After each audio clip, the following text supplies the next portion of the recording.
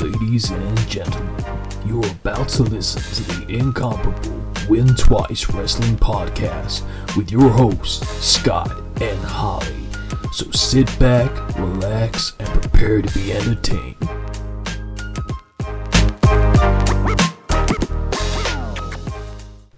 Hello everybody and welcome to episode number 15 of the Win Twice Wrestling Podcast with your hosts Scott and Holly. And Holly, how are you feeling on this fine Sunday morning? Awful. Awful. Why do you feel awful? Share with the group. I'm very, very, very hungover right now. And do you remember the amount that you potentially drank yesterday evening, or did you lose count? No. And do you know what time you got home last night? No. And we're recording this at 10:45 roughly in the morning on Sunday. I feel like I just haven't been to bed, I'll be honest. I definitely did. I was surprised when I messaged you this morning and you were like, yeah, I'm up. I was like, oh, she's not that bad. But no, you are. Yeah, I wasn't from that position. And then, as in lying in bed, I was fine. With you. And then I got up and I was like, oh no, we're not okay. It's always the way though, isn't it? Uh-huh. Like, for example, you go to bed after you've been drinking, you think this is fine. And then you just move position. Now, I don't know about you, but when I roll in bed, it's a whole dramatic performance. It's not just a subtle... No. It's a throw yourself in the other direction, and then the room starts spinning. Oh, yeah. Yeah, so you got your Lucozade Sport. Yes, kindly gifted. Thank you very much. Other drinks are available, and a glass of water. No worries, no worries. Before we go into the show that we're going to be reviewing... Again, we'll open up with the anything caught your eye in the wrestling world this week. Oh, lovely. Has anything caught your eye in particular? Yes. What is it? I watched the, I can never pronounce his name, but the Jeff Hardy and Sammy Guevara match. That was very upsetting for me. Why was it upsetting? Well, firstly, he lost. My guy. But also, it's like he got booted in the head. Yeah, it looked brutal, to be fair. But the match as a whole, brilliant. Yeah. Absolutely brilliant. Yeah, Sammy Guevara's, because he's got quite a reckless style, much like Jeff Hardy. Very similar, and I think that's the whole point of the match was really. He's more acrobatic than Jeff Hardy was. Jeff Hardy's good at throwing himself, whereas Guevara's got a bit of poise. He's more of a gymnast in that respect. And you could see from so I didn't see the match, but I saw the clip where he goes for his 450 off the top and then just, like you said, boots him straight in the jaw. Yes. And he is out. Yes. Which is it's a tough watch. I mean, I like combat sports, and when you know that that's supposed to happen and that's a chance, you kind of accept it. In wrestling, you don't, because it's obviously not supposed to happen. And Guevara, unintentionally, because it was an accident, these things happen. I don't think he's a malicious guy. I don't think it was intended. Not at all. He had a similar thing where he didn't knock the guy out, but Sting was lying on a table and he was supposed to hit the 450. Sting was supposed to move and Guevara go through the table. Sting missed time getting off the table, so Sammy just smashed him through the table, and they were like, oh dear. But again, I don't think this is anything, and I'm sure Jeff Hardy wouldn't hold any ill will towards Sammy Guevara. The price you pay for being a wrestler, isn't it? It is. It's the price you pay to sacrifice for the industry. Oh, of course. I think, from my perspective, the thing that caught my eye, wrestling-wise, was The Rock's promo. So this wasn't from Friday of this week, I don't think. Okay. I believe it might have been even from the week before, where he's there with his gold kind of, not jacket, but shirt, a sleeveless shirt, of and course looking looking fabulous. And then he turns to someone in the crowd and says, shut your mouth, fatty, I'll come out there and slap the herpes off your lip. Which was great. And there's a clip that went up recently of showing the WWE announcers. Yeah. It had Corey Graves. Oh, God, yes, I did see that. And Wade Barrett cackling. Laughing at his comments. And I thought it was entertaining. The Rock is entertaining. Yeah. You could see, actually, there was a moment, which I don't necessarily like, but it did make me smile, when The Rock was doing these lines. He made himself smile with what he was saying. Okay. And you could tell he was enjoying legitimately like breaking character a little bit. But it was funny. There have been some good promos recently. I saw one the other day with Seth Rollins to Cody Rhodes. Yep. And there's a bit and he goes, well, what can I say? Except you're welcome. And it's fun. It just made me chuckle, and they both had a little smile. Little Moana reference, with Moana 2 coming out in cinema soon. Absolutely. Oh, I wonder why. Yeah, exactly. I did notice, actually, and something we were meant to do and we haven't done, was we were going to watch the Iron Claw movie. Yeah, I know. And we still haven't booked in. I know it's out at the moment. I don't know if it's been out for too long now. It would be difficult to see. We'll have to watch it on your massive telly instead. Yeah, let's do that. Yeah, could do that. Absolutely. Okay, so I guess we now get to the nitty-gritty of the show that we are covering. Let's. And as we mentioned in previous episodes, there's a bit of a story as to why this one was chosen. It was actually suggested by a listener. It was. And I'll pass over to you, Holly. I believe you've got it in front of you. I do. So I had a lovely message from Parminder, who said that she was also a huge WWF Attitude Era fan. So she gave us a couple of suggestions, actually, one of which we will end up covering in our March Through the Manias. But one of them was asking us to cover a little bit of the build-up and the match for Stone Cold versus The Undertaker at Judgment Day 2001. So that was one of the suggestions. There are a couple more in there. Which we won't read. Which we'll get to as and when we do cover them also. But, we thought, why not do Judgment Day 2001 as a whole? Absolutely. It's a show that I'm not overly familiar with myself. I don't recall watching this back in the day. There aren't any particular moments, having seen the show now for review purposes, that particularly stick out as, oh yeah, of course that happened. I know something that happened shortly thereafter this show, which I can remember, and I'll reference, because it does tie into events that happen on this pay-per-view. But yeah, WWF Judgment Day 2001 took place on the 20th of May 2001. The venue was the Arco Arena in Sacramento, California. Attendance on the night was 13,623 and the buy rate was 405,000, which is a very healthy number for a non-A-list pay-per-view. Yeah. Because obviously you've got the big four, Royal Rumbles, WrestleMania, Survivor Series, SummerSlam. They're the ones you bank on being fairly big hitters. Yeah. But very respectable numbers, and it shows that they're still riding the wave of the Attitude Era. Of course. I guess I've kind of mentioned it myself that I don't have any memories of this show particularly. Do you have any that you can recall? I mean, my memory is piss poor anyway. I always take the risk when I ask you that question, knowing that that's probably going to be the answer. Yeah, no, I think there's one or two clips that I've seen like from later on, and it's like maybe freeze frames or close-ups of someone's face, as and when we get to that match, I shall shout out. But as a whole, again, like watching these is like watching them fresh. Like, I'm pretty sure I probably would have, because this was around the era I would have been watching. Yeah, this definitely was a tape over the fence job. But again, you could show me something I watched last week and I'd probably go, oh, this is new. Yeah, I quite like that though, because it's rare for me that I watch a show and I don't go, oh, actually, I remember this, and this. Yeah. And I don't know if that's necessarily always a good thing, because there might be a reason why I don't remember stuff. Maybe. But I guess we'll find out as we go into the breakdown of the show. Yes. So we start with the classic WWF Attitude Era opening, and once again I'm sent back to a happy place. Yeah, I proper was nostalgic. Like, it's proper nostalgia for me. Em was in the room at the time, and she said, "Why have you already stopped the video and started writing notes?" And I said, "It's the Attitude Era. Yeah, You've got to write it down." Of course. And then I started going, which is the end of that little, montage. And she went, "Oh, you're so weird," but that's fair enough. I don't think, to be fair, I might be doing a disservice. I don't know if she did actually call me weird, but that's how I felt. Next thing we see is a mad doomsday wizard from Speaker's Corner. Yeah. Talking about the end of days. Not Baron Corbin, just to be clear. He hasn't been on the show for a while, has he? No. Nor has old beefy thighs. So this is interlaced with JR's commentary over the feuds going into the pay-per-view. Yes. RC Cola presents Judgment Day, and we see an hourglass with scratched writing that's meant to look like blood. Yes. RC Cola. Oh, they get mentioned quite a lot, actually, don't they? They do. Paul Heyman goes very hard on a sell job for them later. And then we've got, oh baby, we have JR and Paul Heyman on the call. Lovely. This is already shaping up to be marvellous. Lovely, yeah. Yeah, I was a big fan. I do like the dynamic between the two. I love JR, and I much prefer him working with Heyman than I do King. I actually, it's so silly, but coming back to it now, I remember back in the day not enjoying Paul Heyman. But now, here for it. You appreciate it. Brilliant. I think, it's just being older, isn't it, I think, for me. Also, I barely listen to the commentary, but when I do, I like these two together. And I think also when you're a kid, you're probably programmed to think, I need to dislike the bad guys, I need to like the good guys. Absolutely. So that probably is equally comparable to when you're looking at the commentators, etc. Yeah.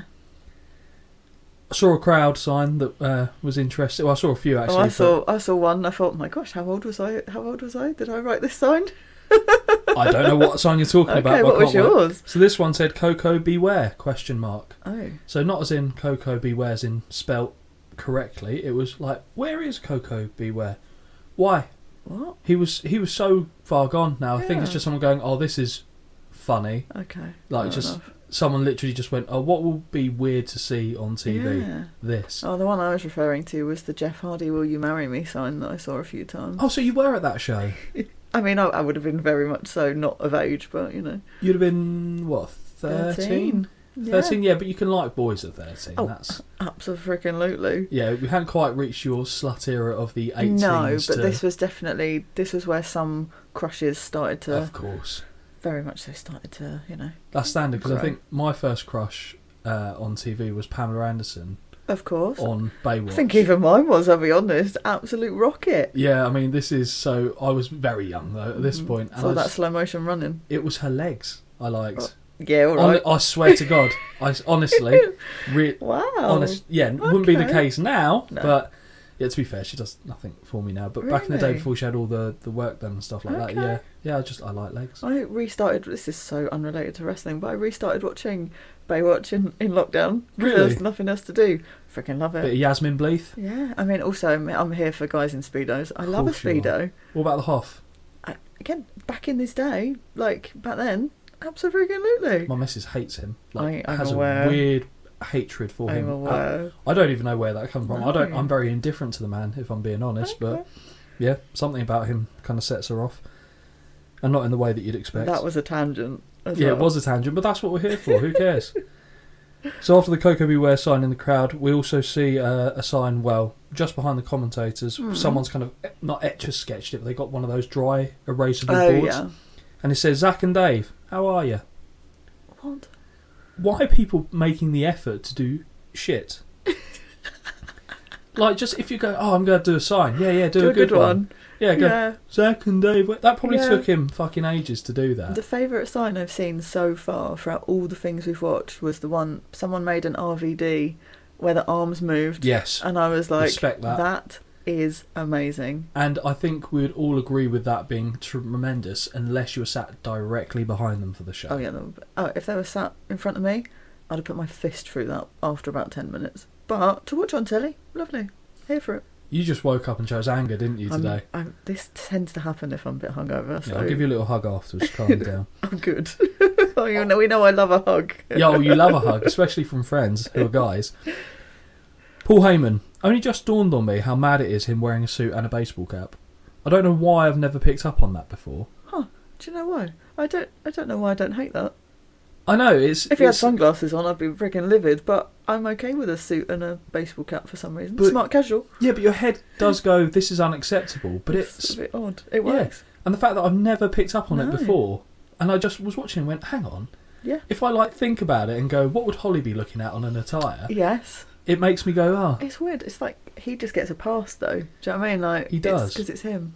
Well, I'll tell you who would be put out with this type of attire, Hmm. and that's the person who's coming out for the first match, Mr. William Regal, Oh yes. the acting WWF commissioner. Yes. I don't know how they exactly get these roles, to be honest, but Tombola.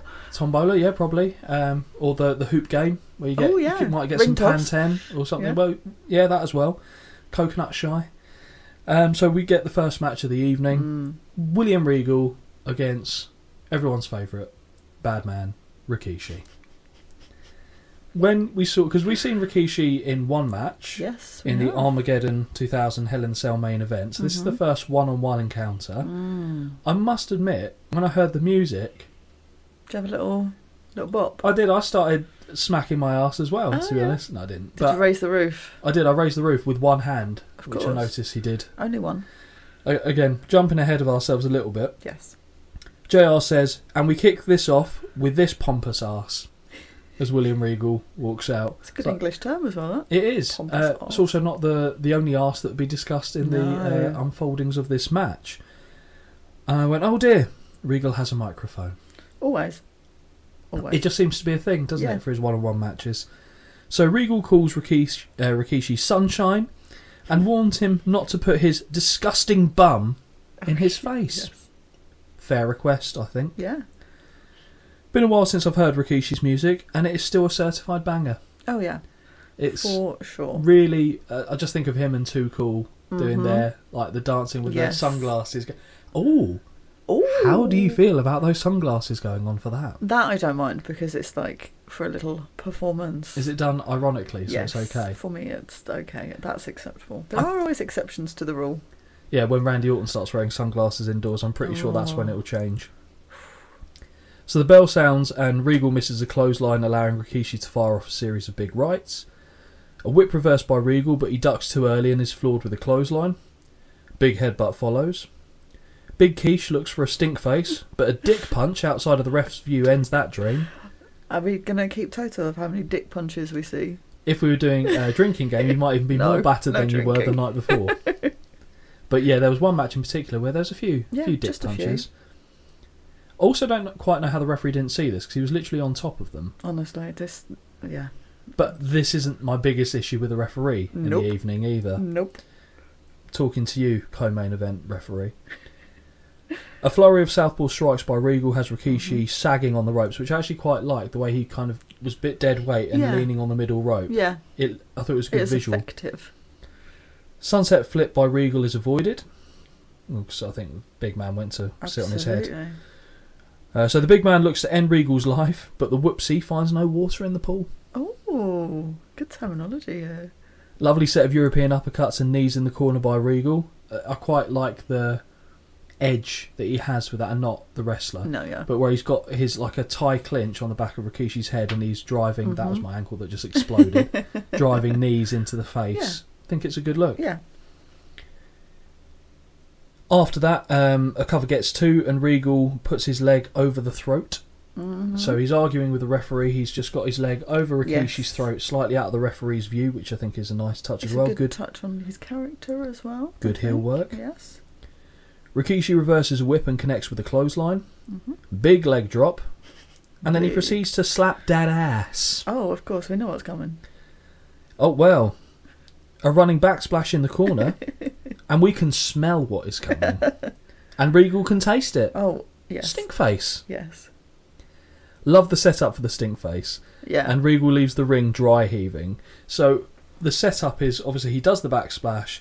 The person falls down, he's walking away, and then he hears them fall down, stops, and then does like a dramatic turnaround look at the corner. Really like that. And even Em actually quite liked that. Oh, good. She laughed when she saw it. Rikishi bangs Regal's head off the stairs. Also, if we're doing another keep count. Blade? Or blood? Blade, yes. Thank you. Yeah, see, you're getting good at this now. I try to now purposefully call them out as and when, just in case you ask. I think you should. Thank you. Oh, thank you. Yeah. But what I meant is, like, in terms of people getting their head cracked off the steel stairs, that might be more than dick punches this evening. For sure. And it's painful. Yet this is the only one that causes blood. Funny that. Interesting. Back in the ring, and a super kick connects, but Regal avoids the corner charge, and Quiche connects with the ring post. Doesn't he just? Hangman's neckbreaker by a bloody Regal, and 1, 2, 3. Yep. And I remember thinking, why has that ended the match? And I was thinking, was that Regal's like non-submission finisher that I just don't remember? Because I know he had the Regal Plex. Yeah, I don't remember. And that stretch, the Regal stretch. But I mean, I'll be honest, this didn't make me think Rikishi looked good. No. Felt like he was kind of getting a little bit... I mean, don't get me wrong, he got the majority. Bum end, shall we say. The bum end of the deal. I see what you did there. Thank you. I think Rikishi wasn't... Even though he got the majority of the offense in, he wasn't made to look good when all was said and done. No. Because I don't feel like that should have finished the match. No, I don't either. If you were rating this match... Yes. On the Meltzer-nomics scale, what are you giving this rating? I've actually started writing these down rather than asking me off the cuff, because you always go, oh! Yeah, exactly. Yeah. 1.5. I detailed it was a fine opener. Not bad, not good, just more theatrical than anything else. Official star rating? Yeah. 1.25. Ooh! And that was why I was stifling a cough there, because I couldn't believe how close you were to actually getting the end answer. Okay. I don't think it was a great match. I wasn't thrown off by it, so I would probably give it a 1.5. Yeah. I would be round I think slightly higher than what Dave Meltzer says. And again, looking at some of the matches on this card, specifically as we go later, I very much disagree. You're so angry about this pay-per-view. I'm intrigued to see where the anger comes out. I'm not angry at the pay-per-view. Just disappointed. just bitterly disappointed with the participants. Oh, okay. I think... All right, okay, I can't... We'll I'll do when this we as a get there. summary. I'll do it Yeah. as a summary at the end. We then go backstage. Yes, we do. Edge and Christian. Yes, we do. There it is. Both men will be getting the nod of approval from Holly on this show. Oh, this for me. I know we talked about like crushes, and they were like this for a little bit. But I was like, yeah, this is for me. This is. I get the Edge one. I feel like Christian kind of blossomed when he got his hair cut. And Christian does age like a fine wine. Whereas Edge is not. No, Edge is aging like a fine cheese. Christian now, absolutely. A little bit less so then, but still, Turtleneck? absolutely. Oh, see, I hate a turtleneck, but he can carry it off. However, I don't like a sleeveless turtleneck, which is what he's wrestled in numerous times. The Howard Wolowitz. We've got to allow it, surely. Oh dear. So E&C are talking about how they plan on becoming 8-time tag team champions. Yep. Edge says he's worried about Jericho's mystery partner, but Christian isn't concerned about that packet of schmuck sauce. Angle says he wants... Oh, sorry, Angle then. Oh, he just appears, yeah. Yeah, I didn't even put it down. I just said, he's there. He's there. Angle says he wants advice on ladder matches, Yep. but says his match will not go to 3 falls. Then why does it matter? Yeah. Yep, absolutely. We then go from one backstage segment to another backstage segment. I have a real point to bring up in this one, but I'll wait till you get there. Fine. Triple H and Stephanie McMahon. Yes. The two walk into Vince McMahon's room, and Steph asks her dad how she looks. Oh, before that, they say hello. And, right, okay. Maybe this is... Oh, I don't want to say anything that's going to offend anybody, but my family aren't very, Tactile. we don't hug, we're just not those sorts of people. Well, that explains a lot, doesn't it? It does, doesn't it? Getting behind the curtain here. Yeah. I certainly would not kiss my dad on the mouth.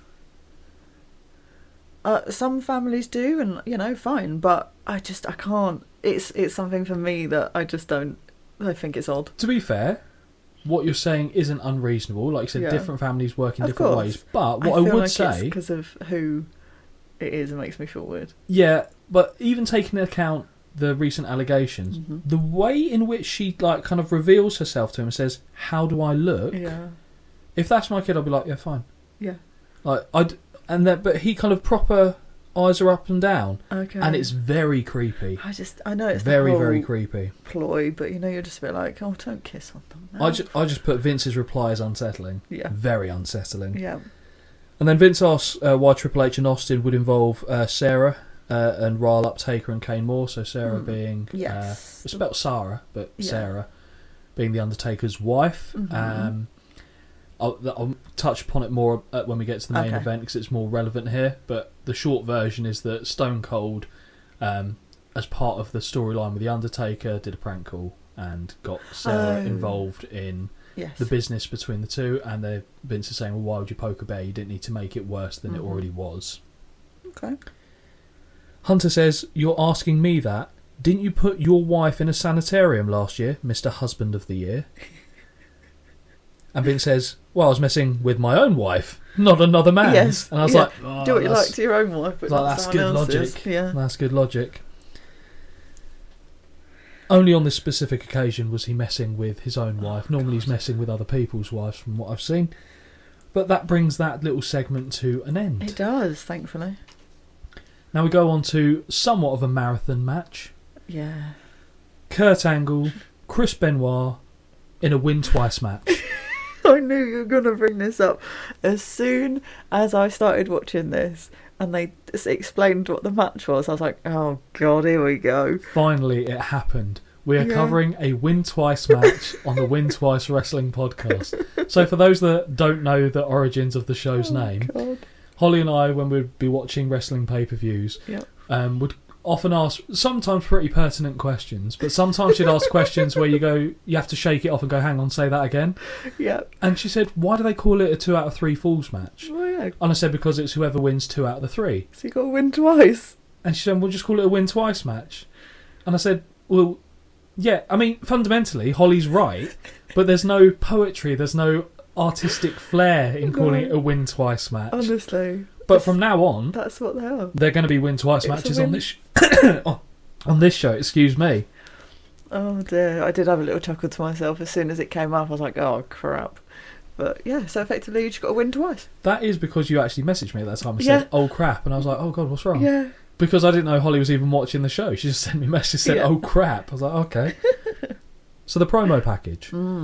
Chris Benoit is supposed to be the face here, right? Supposedly. Because all I'm seeing is he's stolen from another man. Yeah. And taken that prized possession and putting it round as John Thomas. I mean, who doesn't do that with medals? Or these are like cereal box medals, let's be clear. But... It could be that... is the metal cold? Because you can get warm and sweaty doing maybe wrestling. He needs to keep his balls cold. Yeah, okay. I think so. Maybe. Yeah, I mean, if I was going to put something there, I mean, I could understand it. I don't know. I wouldn't probably wrestle because I feel like... Let's say let's go into the logistics of this, right? Brilliant. So I've got medals on my bollocks. Right? Okay. I'm thinking... That's fine, but let's say I get hit. So you've wrapped the bit that goes around your neck, around your. I mean, that's generous. I'll probably get round once and then have to stop. But yeah, but it would have to be the flat of the metal against the balls. Okay. But let's say I'm in a match. Oh my God, I'm trying to visualise this, and this is very concerning. I'll show you later. I've got some medals. Oh, great, thanks. So I'm in a match. Oh, okay. My opponent. Who are you against? I am against who hits this? Triple H hits this move quite a lot. I'm against Triple H and. My man Triple H is going to hit me with an atomic drop. Yeah. But a reverse atomic drop. Oh. I get lifted, everything's fine. But as I'm lifted, the medals slightly distend away from one's testicles. Mm-hmm. And not only do they distend, they don't stay flat. It kind of goes at an angle. Oh dear. And then I come down on the knee. The medal is now standing up. Yeah. And it gives me a division sign. Gosh. And I feel like that is asking for trouble. Oh dear. I don't think Chris Benoit thought this through. Wow. But then again, about it now. with that level of steroid use, I mean, all that gear might be inside you, to be fair, so you might just be like a Ken doll. Oh dear. Theory? I think it's alright. Yeah, fine. Yeah. I'll just go with it. If you're in a wrestling match, and you had to hide Olympic gold medals on your person, what gear would you wear in a wrestling match? That's not me being creepy. Just wondering if in your head you're a wrestler. Yeah. What type of gear are you wearing? Me personally, personally, a female wrestler. As a 100%, I would be dressing like Leah. So I'd have combat trousers. So I'd just put them in my pocket. Oh yeah, that works. Yeah, because if I'm wearing tights, jorts. Jorts. I don't feel like I could pull jorts off. I don't like a jort. Yes, I don't think you'd like me in any wrestling gear. If I'm being perfectly honest. Speaking of which, actually, yesterday when I was out on the train, saw a gentleman that looked like a shrunken down version of Otis. Oh. Like, literally just a little keg of a guy. Same haircut, ginger beard, no neck. Nice. And he was carrying Mandy Rose as well. Oh, so, was he? Yeah, apart from the Mandy Rose bit, the rest of that is true. And I Did he tell you to shoosh? I wanted to take a picture of him, and I thought it's a bit weird because he was looking at me a lot. Probably because I was staring at him, to be honest. So that might have been a me issue. Back to the match. Yeah, we've digressed quite a lot today. Hey, that is what we do. That's fine. Angle grabs a mic and says, not a person called Mike, just to be clear, a microphone, and says he'll be getting his medals back. Yeah. Daddy's coming to get you. I knew this was coming. I have a real issue with this. What do you have? We know I don't like the daddy thing. It's so weird. In all facets? Oh, it's just odd. It's really odd. I know what you're trying to get a dig at. What do you mean? I don't understand how, again, I'm not trying to offend anybody, because if you like it, good for you. But in certain situations, someone says, call me daddy. No, I'd rather not. So you've never been given a ruddy good seeing to and been having to call someone daddy? Because also, I don't want to be fucked by my dad. Well, yes. So why would I call someone daddy? Like, it's weird. Well, do you call your dad daddy, or do you call him dad? No. Well, then that's fine. But it's a different name. Oh, it's just weird to me. I don't like it. Who's the daddy? I'll call you fucking anything else, but not daddy. It's weird call to me. Shirley. Yeah. Fair enough. So as soon as he said, come home to daddy, I was like, brilliant. I know what's coming my way. Yeah, you knew I was going to jump on that. Yeah. As soon as Benoit removes the medals from his crotch, Angle unloads with right hands. So this is the match where, obviously it's win twice, but this confused me initially, because your first win pinfall has to be a pinfall, your second win is a submission, and third, if you get there, has to be on a ladder. So this is actually a point that you're raising is quite good, is more of a 3 stages of hell match. So 3 Stages of Hell, the only one that jumps out in my memory is Stone Cold and Triple H, where they had, like, it was a... I can't remember exactly. I know the last fall was a Hell in the Cell, but it was like hardcore, something else, and then a Hell in the Cell. Whereas a normal win twice match is just however the falls... Who wins twice? Yeah, exactly. However the falls happen to finish. Okay. So you're right, and I probably should have pointed that out. So the first fall is indeed a pinfall. After Angle unloads with the right hands, there's a whip into the buckles, and as Benoit bounces out, we see our first German suplex of the night. 2 more follow. Up top, an Angle misses with Benoit's diving headbutt. Don't know why he tried it, to be honest. Benoit hits the Angle slam, and the first fall is done. Yeah. It was very quick, very confusing. I was already mentally confused over what I was having to pay attention to, and also I was really angry because this guy just reminds me of work. Right. And I was like, oh, so angry. Yeah. There's many reasons that you could be angry at Chris Benoit. Well, yes, that's true. a niche one. Yes. I'll be honest. That is a niche one. But the first fall's done. So with that being finished so quickly, what were you thinking? Well, I forgot that there was any more to come because the music played as well. Right. Okay. I'm really glad you said that. I said no clue why they played Benoit's music here, as it massively confused me. Really, honestly, I was perplexed. Also, no rest period apparently, because straight away he runs across and tries to hit. That's why I got confused. I was like, hang on, his music's playing, but it's still going on. What? Oh, okay. And then like my brain started working again. It's very much an Attitude Era thing. Do you remember in Armageddon 2000, the Hell in the Cell, Austin's music just played after he hit a stunner? Yes. Is it just like, you hit a finisher and your music plays? I don't know. I felt like in that era they were far too quick to just start playing music. Hey, look, they were trying to, advertise their new soundtrack CD, so maybe they just had to play the music all the time. It is almost like you have watched the entirety of this show and seen what comes later on. That's very strange. The rabid Wolverine pounces and looks to take the second fall with a crossface, but Angle gets to the ropes. I do like the way that Benoit looks like he's struggling to try and desperately get that hold in. Yeah. And Angle is just shuffling away. On the floor, and Benoit sends Kurt into the barricade, and then the ring steps twice. Right. And at this point, I meet the man in the crowd who I hate. Oh. Oh, God. Please elaborate, because I genuinely didn't catch this. Guy in the crowd constantly going, woo! Woo! Fucking constantly. And I was livid. You've been Honestly, to a wrestling show livid. before, yeah? Yes, I have. But it's... Oh, honestly, it was so loud. It's all I could hear. Woo! Fuck off. Well, he might be dead now. He might have won the long game there. Honestly. And it's not the first time. Like, if that's the first time we hear him, ain't the fucking last. I'm so used to hearing people in the crowd just go, woo, that it was don't get me shrill. Wrong. Don't get me wrong. In person, when I'm in the crowd and the show hasn't started and you just hear woo, I think I hate wrestling fans. I'm aware I'm a wrestling fan, but I hate us. Well, that's when I sit there and I just evil eye you. I'm like, shut the fuck up. Yeah, well, you're too busy like necking beers. So yeah, true. True. Angle's sell-off hitting the ring post is everything. So Benoit throws him face first into it, and he kind of does this weird like arm wave, but then just drops like he's had lead put in his ass. And it looks believable, like he's like, actually, no, that probably did hurt. It's a great sell. After chopping one of Angle's nipples into the third row, Benoit gets his balls smushed into the ring post. Of course he does. Of course he does. Again, not the last time we see that as well. Not on that particular ring post, in fact. Exactly. And at this point, it was JR reminded me that no one was being counted out here. Yes. Because I was like, what is going on? Yes. And Heyman actually made a very salient point on commentary as well. After Benoit has his junk smashed into the ring post, Heyman says, I wonder what submission that's setting up for. Yeah. Oh, the dick lock, of course. The dick lock. Tour of the commentary tables by Benoit's face. Yep. Kurt goes for the ankle lock, but Benoit put crambles. Oh no, I put scrambles. Crambles? No, I did put scrambles, but Benoit and scrambles were too close together, so it looks like I said Benoit's crambles. It's going to make me want to crumble. Oh, yeah. No. What's your favourite crumble? Apple.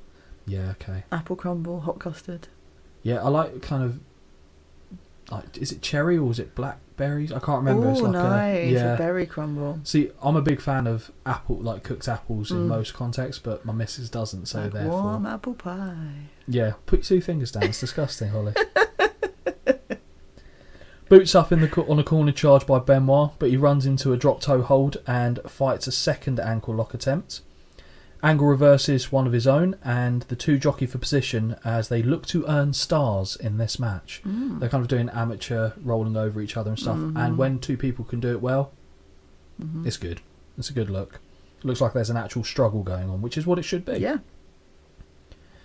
Quick trip to the outside, and Angle gets the advantage with two elbow drives to Benoit's face. In the corner, Benoit fires back by Kurt. What? Fires back, but... See, I'm typoing as I'm writing here. In the corner, Benoit fires back, but Kurt wisely rakes the eyes and regains control. Yes. Wonderful overhead release belly to belly by Angle. Just beautiful. A second attempt sees Benoit nearly lock the crossface. Hard clothesline by Benoit, and also Benoit's clotheslines. He always looks like he's really trying to hit them, and he's such a stocky little bastard. Isn't he just? That when he hits someone, you're like, yeah, fuck, that's going to hurt. Agreed. Ankle tries to sneak in an ankle lock. I said loving these attempts. I love how they know that it has to be a submission, so every opportunity they're going... trying to... Yeah, because brilliant. That's what you're aiming to do. Good psychology, makes sense. Yeah. Angle mistakenly tries to roll up, and Benoit hits a snap suplex moments after, so I think that was genuine error. Yes. But fine with it, because again, I would understand a wrestler who's so used to trying to get pinfalls. Exactly. Momentarily, your brain, you'd just feel, I mean, I'd be fucked, because I'd be like, what are we doing again? Yeah, brilliant. Well, someone would have to continuously tell me, this is what we need to do. Oh. That's where John Cena shouting things out would be very helpful for you, wouldn't it? I'd have to wear an earpiece, honestly. Brilliant. Kurt muscles Benoit up and guillotines off the top rope. Angle is threatened with DQ for not releasing a hold. Yeah, I've got in speech quotations. Let go, I'll DQ you. Yeah. I guess you can still get disqualified in a match. Can't get counted out, but you can get DQ. Can you not? I think you can, but... It's confusing. I'm not a WWF official at the time, so I cannot comment, but I think that's bullshit. Benoit with a classic Lion Tamer. Yes, okay, so the Lion Tamer was Chris Jericho's version of the Walls of Jericho before it was the Walls of Jericho, where he'd put that hold in, then put the knee into the upper neck, lower back, upper back, lower neck area. And I think that's really good. I always really like that move because it looks like it would suck. Yeah. Also, is that alluding to something later in the night, perhaps? Oh, maybe. I wonder. Angle manages to power out. Benoit with an untidy figure four, like really untidy. Yeah. Didn't quite... It's like because he had little legs, he couldn't quite position. Yeah. And as Angle goes to roll out of it, there's a moment where I think I don't know if he can actually release this without someone untying the legs. Shinbreaker by the Wolverine, who's now focusing on the leg completely. Second shinbreaker leads to a dragon screw leg whip. Okay. There's a lot of these when I watch it and I try and detail what they are, and I give up because I'm like, I know you'll mention what it is, and then I'll go, oh yeah, that's what that's called. See, these are the moments that I'm going to take as learning experiences, because one day you're going to go, oh, can I just say something here? You will fall off your fucking chair. And I will fall off my chair, and it'll be a loud fucking noise as well in this room, and I'll probably bring down a few shelves with me and then cry. JR then says, if the ropes were a woman, Angle would be going steady. Good bit of commentary, JR. Well done. Benoit sent to the floor where Angle continues to stomp him down. Back in the ring and Benoit fires back. Reverse. Sorry, I've just seen my note from when they're out the ring, and I've just gone, great. He's out the ring again, next to the annoying woo guy. Shut up, shut up, shut up. I can tell this man really got to you, didn't he? We know how I am with certain noises, and some just make me want to kill someone. Oh, I fucking hate whistling. Yeah. And this, literally, if I'd have been there, obviously I was 13 at the time, if I'd have been there at my age now, you would have seen me on telly being escorted out of there for trying to kill him. I feel like you would have got me into a fight there. Yeah, probably. Yeah. I'm having progress flashbacks now. Hey, I can take care of myself, don't you worry. I know you can, but again, as the guy there, you can't really just allow you to start a fight either. You didn't, but the look on your face looked like you wanted to. Oh, in my head I already had, but Brilliant. Never mind. Brilliant. We'll revisit that another time. Reversal off a whip, and Benoit plants Angle with a DDT. Angle reverses and hits an Angle slam. Ankle lock applied, and it is one apiece. Isn't it just? So who's going to win twice? Exactly. Well, we'll find out now. So Angle Yes. did need advice on the ladder match. Yes, he did. Mm. Also, this bit is a bit, I don't know how to say it. Come on, words. Like, okay, now it goes to ladders. In my head, I was like, right, but what for?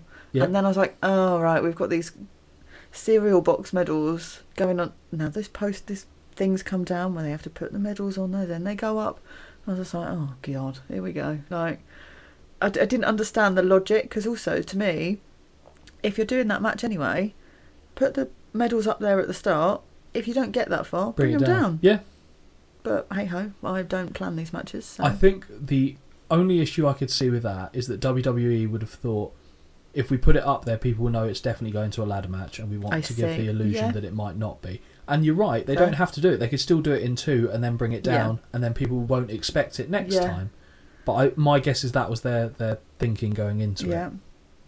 So the ladder match commences. Mm-hmm. As the ref hoists the medals, the two men continue to brawl on the floor. That was the downside to this match, I would say, because they're two very, very good technicians. Yes. And they relied on going to the floor too much. Mm-hmm. They had a lot of time to fill, don't get me wrong. Oh, for sure. And believe me when I say this is not the match that set me off on the edge for going to the outside. Yes. But I felt like it wasn't needed. No, not at all. It wasn't needed. Just give me them doing stuff in the ring. Really, very much so. Would have enjoyed that. Yes.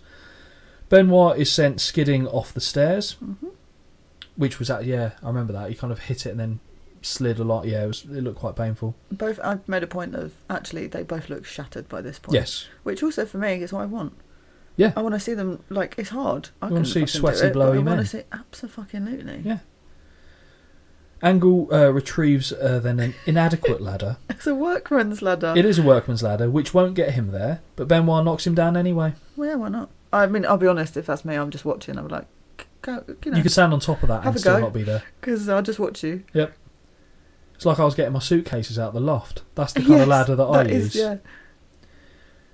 On the outside, and Kurt disappears after he's thrown into the fans. That was actually very funny. The ref actually has to help him, so he kind of got wedged. So it was on the ramp side, if you remember. He gets thrown in there, and the fans kind of move away from him, but he then ends up getting wedged between the chairs and the barricade.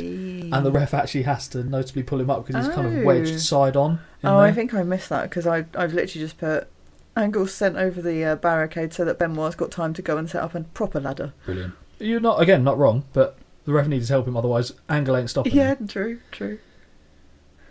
Benoit uses his brains, grabs a suitable ladder, and begins his climb, but is jerked off. Oh, hello. Pulled down by his pants? Yes. Literally pulled down by his pants. Suplex by Kurt, and Angle repeatedly hits Benoit in the ribs with a ladder. Yeah, fine. The following attempt misses wildly, and both Angle and the ladder go over the top to the floor, which was quite nice. I actually really like that. I did. Benoit uses the ladder now on the floor and levels Kurt after one strike is ducked. So he swings one way, Angle ducks, then he swings back. Almost like a comedy skit, but it's not. It was, to me in my head, all I'm hearing is, to me, to you. Oh, I was thinking Three Stooges. But yeah, I thought it was well worked out, and it didn't come across as funny. No. It came across as Angle legitimately moved out of the way, and Benoit went, well, I've still got it, fuck you. Yeah. Fine. The Wolverine climbs, but is low-blowed. Another dick punch. Yay. The ladder is now leaning in the corner, and Benoit eats it face first. Now, just a point from me here. I'm not a wrestler, obviously. What? No shit, really? Fuck. Yeah, obviously. But if you've low-blowed someone, because apparently that's allowed, and they're lying there clutching their balls, I'm sorry, I'm then going, awesome. I'm just going to really quickly climb up the ladder and get the medals then, and this would be done. Yeah. Early home for tea. Yeah. Bosh. Scrambled eggs, Grandma. Is that the order? Yeah. I think you're right, and that's not the point, but logic for me sometimes plays more than the match itself. And to me, it's very comparable to. I assume you've seen some James Bond films at some point in your life. Only Daniel Craig ones, but yes. The same principle applies. Mm-hmm. The bad guy gets Bond in a perilous position where Bond can definitely not escape, and then instead of just finishing the job, he goes, oh, well, I'm going to put you in a situation that looks unlikely that you'll get out of here, but there's still that element that you can, for no reason other than just because. This is the same thing to me in pro wrestling. Yeah, true.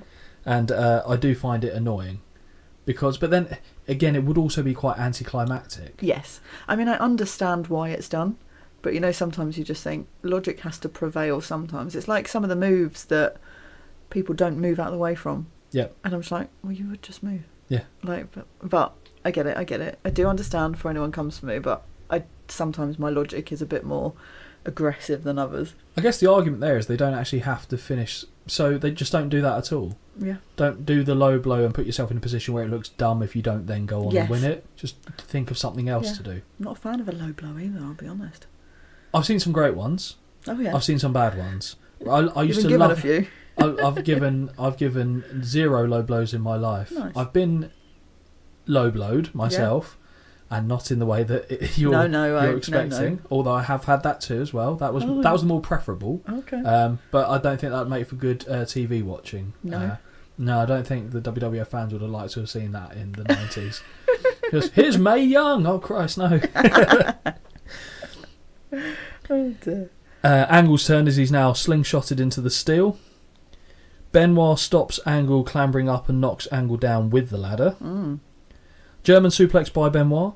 Mm-hmm. He said, I love a Benoit German suplex, I really do. Yes. He sets the ladder horizontally between the ropes, but it's he who collides with it, because always... The person that sets it up is the person that goes through it, onto it, almost into it. Always. Yep. I'm learning this now, and it's very upsetting because it's ruining a lot of surprise for me, I'll be honest. It's like when you told me they have their eyes open for the pin. That's exactly what I was about to ask you. Apologies. Snap suplex by Kurt on the ladder, which is then seesawed into Angle's face. Mm-hmm. So this is a very dangerous spot in general. This one was done perfectly well. Angle had his hands up in time. But do you ever remember the incident where Eminem, so John Morrison and Joey Mercury with Melina were in a tag team match? I think it was was it the Hardys? Right. I think I think you'll be impressed here. I did a little bit of Googling. I don't have it written down, but I'll just verbally tell you. After this pay-per-view, I Googled matches where wrestlers actually bled in real life. Right. And the match you're talking about was number 1. Yeah, it was brutal. Yeah. Have you ever seen the actual clip of it? No, I'd rather not. So it was one of a similar seesaw moment to this match where I think it was Matt Hardy smashes the ladder down and Joey Mercury just didn't have his hands up in time.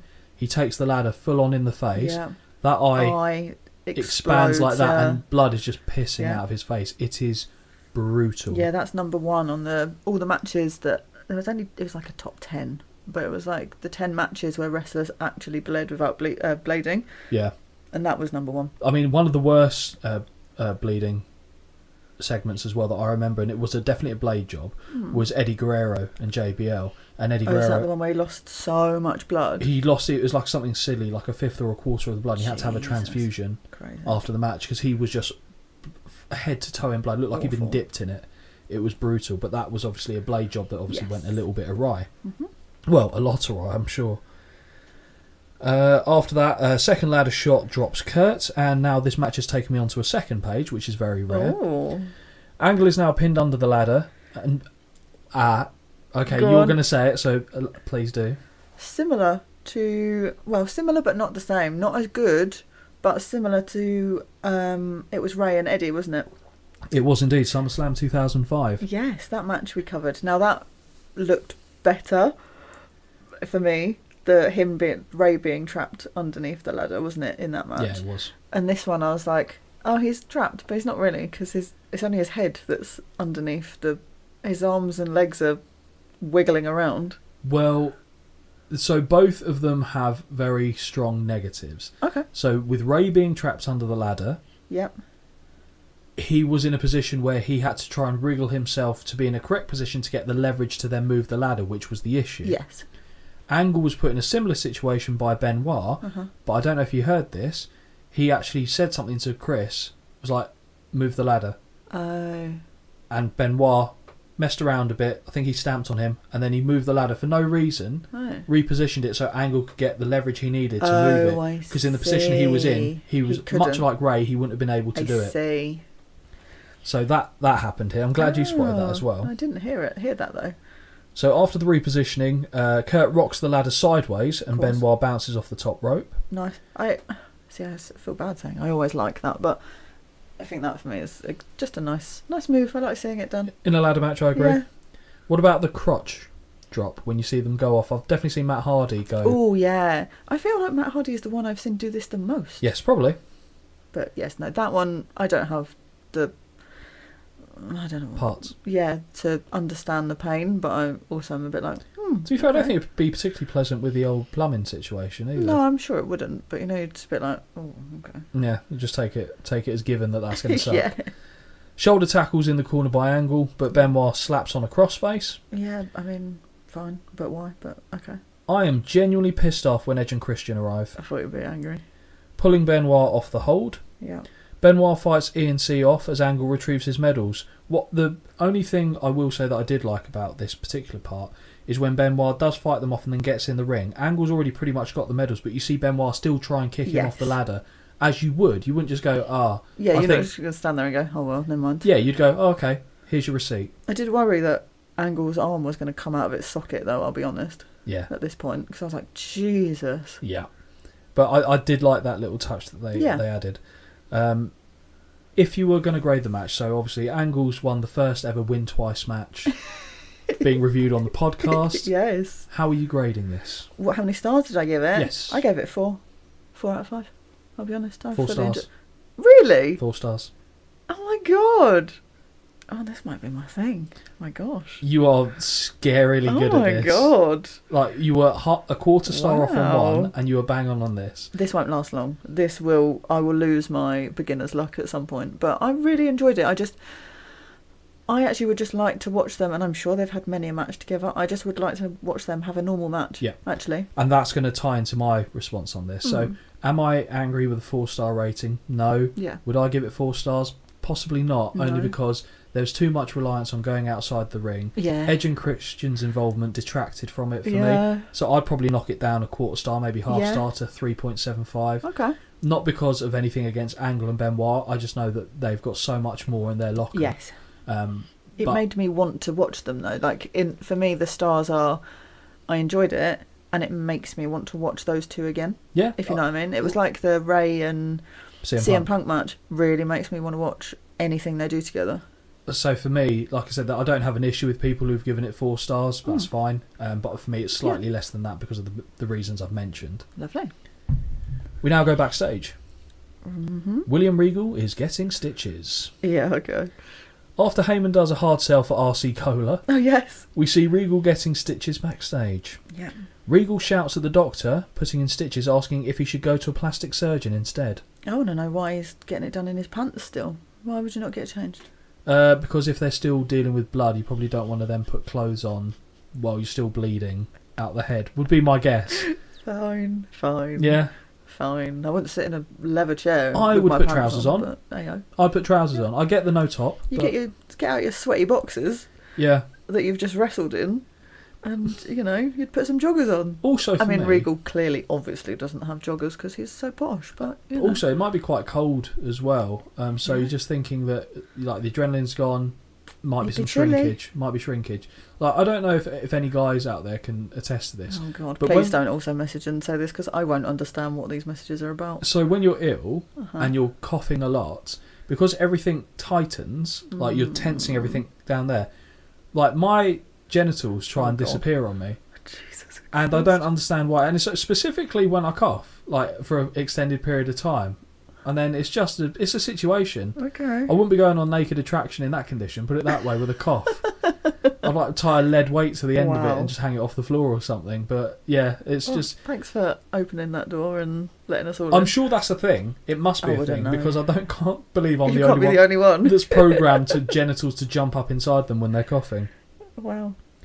You enjoying yourself today, Holly? No. I mean, there's lots of visuals.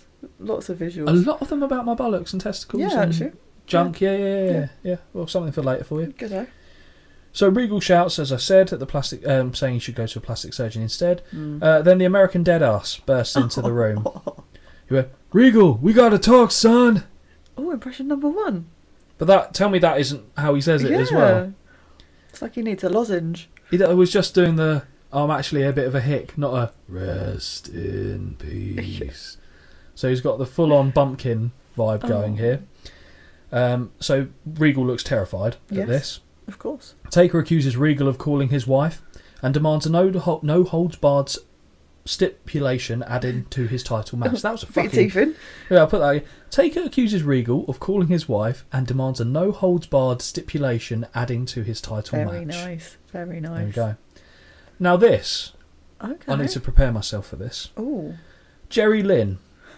Right, carry on. So Jerry Lynn, I probably should say actually in the segment before, Regal is basically intimidated, saying, I don't know how I'm going to say this to Stone Cold, but have what you like. It unfolds. Jerry Lynn at New York. Yeah, I had to Google him. I'll be honest. So Jerry Lynn, yes. very good wrestler from ECW, had I'm going to find one of the pay-per-views with him and Rob Van Dam. Oh, okay. Because they are some of my all-time favourite matches. Okay, nice. That they had working together. Very good worker. That being said. Okay. Fucking awful promo by Jerry Lynn. He's honestly angry. One of the worst pieces of fucking shit I've ever heard in my life. Yeah. It is an abomination of a promo. Why do you hate it so much? There's no charisma, there's no life, there's no passion, no one cares. I just thought he was a bit angry. I think he probably was Genuinely, legitimately angry for not being there, but it didn't come across as a hot promo. It came across as a... like toys out the pram sort of. Yeah, and I'm I don't the light care. heavyweight champion. Why don't I have a match? Yeah. Why am I here? Oh, right. Okay. So some of the shit he says as well. Oh, okay. He says, and if I was there, he said, what was it he said? We're talking about, he said, JR, you happy that I'm here? Yeah. And JR's like, why the hell's JR care where you are, kind of thing. Yeah. Like as if I was like, why is he giving JR grief? JR was head of talent relations at the time, but I don't think he would have had any say in Jerry Lynn being over there. Jerry Lynn was obviously pissed off. The crowd behind him were actually a little bit... I think it could have been any wrestler, but they were a little bit behind him. Yeah. And then he just started going into this weird... He said, if I was there, you'd see what Judgment Day is really about. And I was like, what the fuck is wrong with you? And again, as a wrestler, loved some Jerry Lynn. Okay. As a promo, not so much. If I ever fucking hear you talk again, I'm going to shove the microphone down your throat. Oh. It was so bad. Oh, gosh. And I'll be honest, this a little bit set my mood for a fair bit of what followed in the show. That's upsetting for you. Because I could not believe how bad that was. Oh. And I know Jerry Lynn didn't have a long stay in WWF. I see why. Based on that. He works for AEW now. He does, yes, and he was also a former Ring of Honor champion as well for a while. Had some good matches. I believe he even took the title off your boy Nigel McGuinness. Give over. I can't remember if it was him or if it was... Yeah, I think it was. Magic Nigel? Yeah, Magic Nigel. Oh, don't get me started on that either. So that's Jerry Lynn at New York. Yes. How did you feel about him? Because looking at him, you probably had certain emotions. Well, you think he's one of mine? Long hair, bit of facial hair, not tall. Yeah, not for me though. I don't know. Maybe it's because he exuded anger. He wasn't mentally unstable enough for me. Clearly, give you a cheeky little hair pull. That's what we like. No, I had to give him a little Google because I was like, I don't know who he is, and I just was reading about his job at AEW as a coach and a producer. Yeah. And again, absolutely. As I said, his in-ring work is stellar, really stellar. Some of my I'd be favourite. interested to see him wrestle rather than just shout at a camera angrily. I'll try and put because I've definitely got it on the. So I've got Rob Van Dam's DVD set, but I'll find the show that it's actually on because he's had a series of really good matches with him. Okay, and we know I like a bit of RVD. So exactly, and this was an era where I really got into kind of like good quality in-ring wrestling. Okay, I feel like anyway. I watched sorry, segue. No, fine. I watched on TikTok the other day, in between watching videos of a man clean a rug. Honestly, I could fall down a black hole on TikTok. It's like your ASMR, that, isn't it? Yeah, they keep doing, or someone keeps posting like how wrestlers have effectively grown up and aged. So it's like in 2000 they were this age, and it shows clips. And I watched one the other day, and it was Rob Van Dam, and I was like, bloody hell! Like, he's in his, 50s now? Yeah. Still, obviously, as you get older, I suppose your ability is a little bit less than it was. But I was watching it, and I was like, I had to watch it again. I couldn't stop watching it. And I was like, no, we need to scroll past it, because I'm just going to end up watching this on repeat. But it's really interesting. I think it's his lifestyle as well leads to that. He's always been like a flexible guy. Yeah. Easygoing, yoga enthusiast, flexible, all that kind of stuff will help maintain that kind of physique, etc. The athletic ability does diminish. That can't be helped. That's just how life, isn't it? Exactly. But yeah, I think he's aged probably one of the better. Amazing. Yeah. And I think it was, I can't remember what year it was, but in my head I was like, oh, this is when I was watching him. And I was like, he was already like, in my head I'm like, he's already that, not old, because it wasn't old, but I thought he was a lot younger than he was when I was watching him. Yeah. But by the clip I saw, I was like, flipping heck, I've already missed about 15 years of his wrestling life. Yeah. So, yeah, interested to go back there and watch some more. Yeah, he started, I want to say early 90s, might even be late 80s, but I'll say early 90s to be safe. Mm-hmm. And he was part of when ECW had a mini invasion of WWF Raw in 94-5. Okay. Rob Van Dam had a match on Raw in that period, which is when you think of like Diesel, Shawn Michaels. Rob Van Dam had a match. He was young there, to be fair. But yeah, so he was around at that time. Okay. Back to the show. Yes. Triple threat match. Yes. Test. Hey. Big Show. Rhino. Hardcore title. Yep. Test comes out first and Holly is in her happy place. Big Show out next, and that must be like ice water being poured onto burning loins. Yes, absolutely.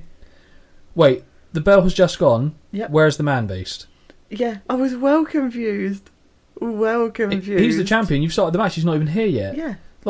And also the 24/7 rule, as I understood it, I guess maybe if it's an official match, it's different. Is you have to beat the champion to get the title. You can do it anywhere. You can't pin someone else for it. Though. That's what I thought. But maybe if it's in an official match, that's different. I don't know. Many a match confused me in this pay-per-view, I'll be honest. So whilst I'm wondering where Rhino is, Big Show throws Test to the floor. I'm like, great.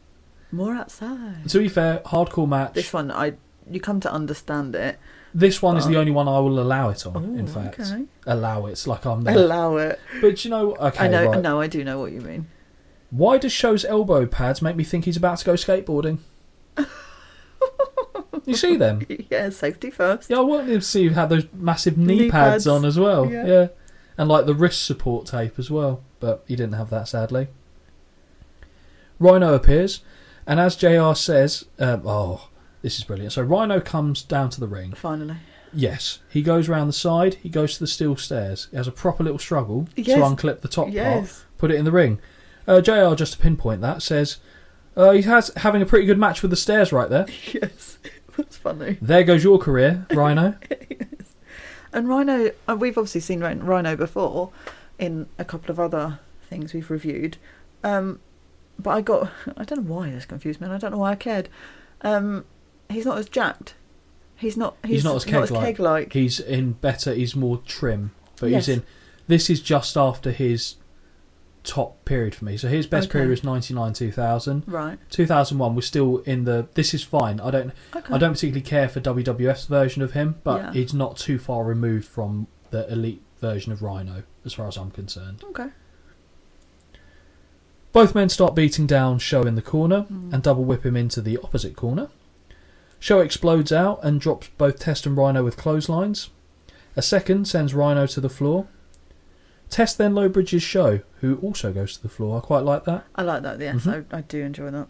Test and Rhino whip Show into the barricade. Yeah. I'm surprised that held, if I'm being perfectly honest. Because that boy has got some weight behind him. Don't to break any illusions here, but that's a chunky boy. No shit. Really. A lot of man.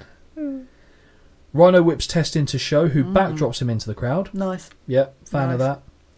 And off we go. Rhino is then booted over right after, and we know where this is heading. Yeah. All three men brawl backstage. Test is sent face first into a pillar. Mm-hmm. Test then chokes Show with some cable. Yeah. My favourite part of the match is coming here. Oh. Rhino runs a trolley of production cases into Big Show, and that actually looks... that would hurt. I don't know why, my shins. But every hardcore match where someone gets in like a golf caddy or something like that, I love it. Love that. There's a really good one at WrestleMania 17. Oh, I don't know if you remember it. I probably will. Kane, Big Show and Raven. Yes. And I've seen clips of that, yes. Yes. Well, you've seen the show at some point, but obviously we'll cover it again as part of the journey, so that's something to look forward to for sure. Show then launches Test into a fence, and then that was very impressive. That was Test doing the work for it, but it looked good. Yeah. Because Test kind of jumps into it, hits it, and then just kind of flops. crumples onto the cases that are underneath. This also is, I know we've got a camera, so we don't care. If I've paid a ticket to see wrestling, I want to see you outside. Yeah, they would see it on the screens. See you. Back to the Especially stadium, if it's test. the stadium stampede that we saw at AEW. Yeah, don't disagree. I should have said after the production cases go into Big Show, Test covers for 2, but then Rhino tries right after. Of course. After Test has gone into the fence, then Big Show makes a Rhino-sized dent in a wall. Very soft wall, yeah. Yes, it might have even been put up for this very purpose. Do you think it may possibly have been a fake wall? Yes, it could well have been. And there's a bit coming up here which fills me with levels of rage, Holly, that I can't even begin to explain to you. Okay. In fact, this is it. So Big Show picks Rhino up. Yeah. Oh. Don't. No. Honestly. Hold him again. Right, okay, so I'm going to be very clear about this.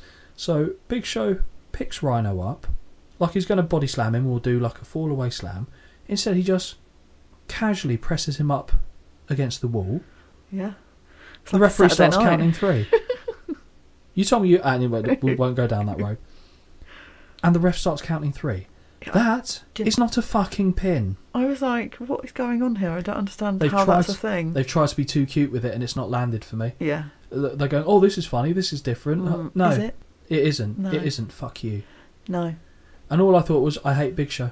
Oh. Yeah. That's a shame. I know. It absolutely, honestly, I was so angry when I saw that. So you'll get a lot of rage from me from this point on in the show. Oh, okay. We're going to do a switch, I think. I think I've mellowed and you're going to get angry. Alright, okay. I've just finished. Just put hate it. Hate I can it. Feel the rage coming off you. Yeah, it's not a colour I often like to show. Mm-hmm. Show looks to chokeslam Test off the ramp, but Rhino interferes. Oh, but he does manoeuvre himself fucking obviously into... Oh, am I in front of this now? Oh, let me have a look. Oh, I'm like Rikishi at Armageddon 2000. Big Show then gets punched and falls off and goes through the slates, boards, everything that was there. It's supposed to be a big moment.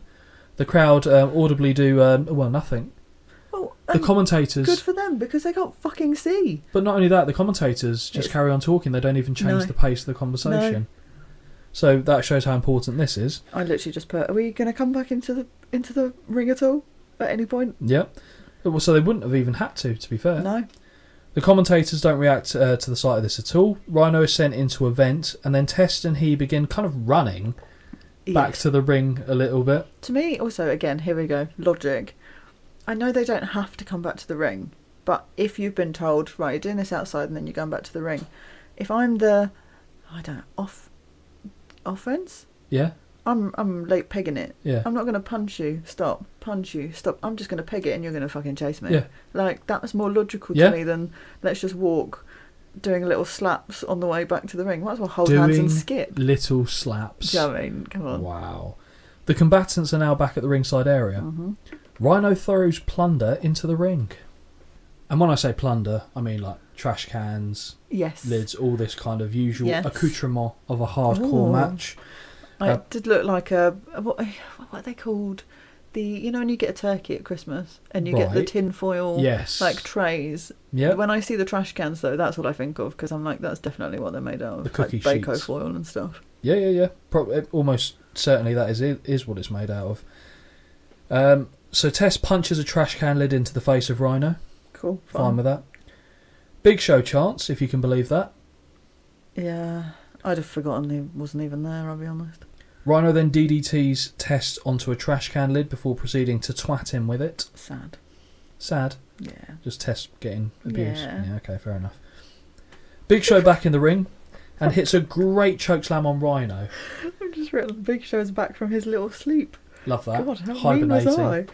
Wow. We talked about it before on Kane's chokeslam on Chris Jericho at Armageddon 2000. Mm-hmm. Big Show's chokeslam on Rhino gave me feelings. Really nice. Really enjoyed it because it genuinely looks like it would break you in half. And Big Show obviously is a big dude, but Rhino isn't a small man. No. He's a keg, and he went up and got thrown down hard. Very good chokeslam by the Big Show. Very much so.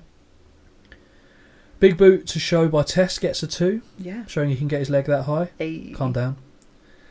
Rhino gores Show before Test hits him, in brackets Rhino, with another trash can lid for 2. Yep. Tess gets a fire extinguisher. Because why the fuck not? not? Why not? He misses Rhino with it. Yes. Show then grabs him by the throat, but Tess turns it on in his face. Yeah. Would you like Tess to turn it on in your face? Not now. Maybe back then. No? Well, yeah. Yes. Then he decks him with it after he's sprayed him. Why not, eh? Rhino dings a trash can off Tess, sending him to the floor. Rhino throws a trash can at Big Show, who catches it. Yes.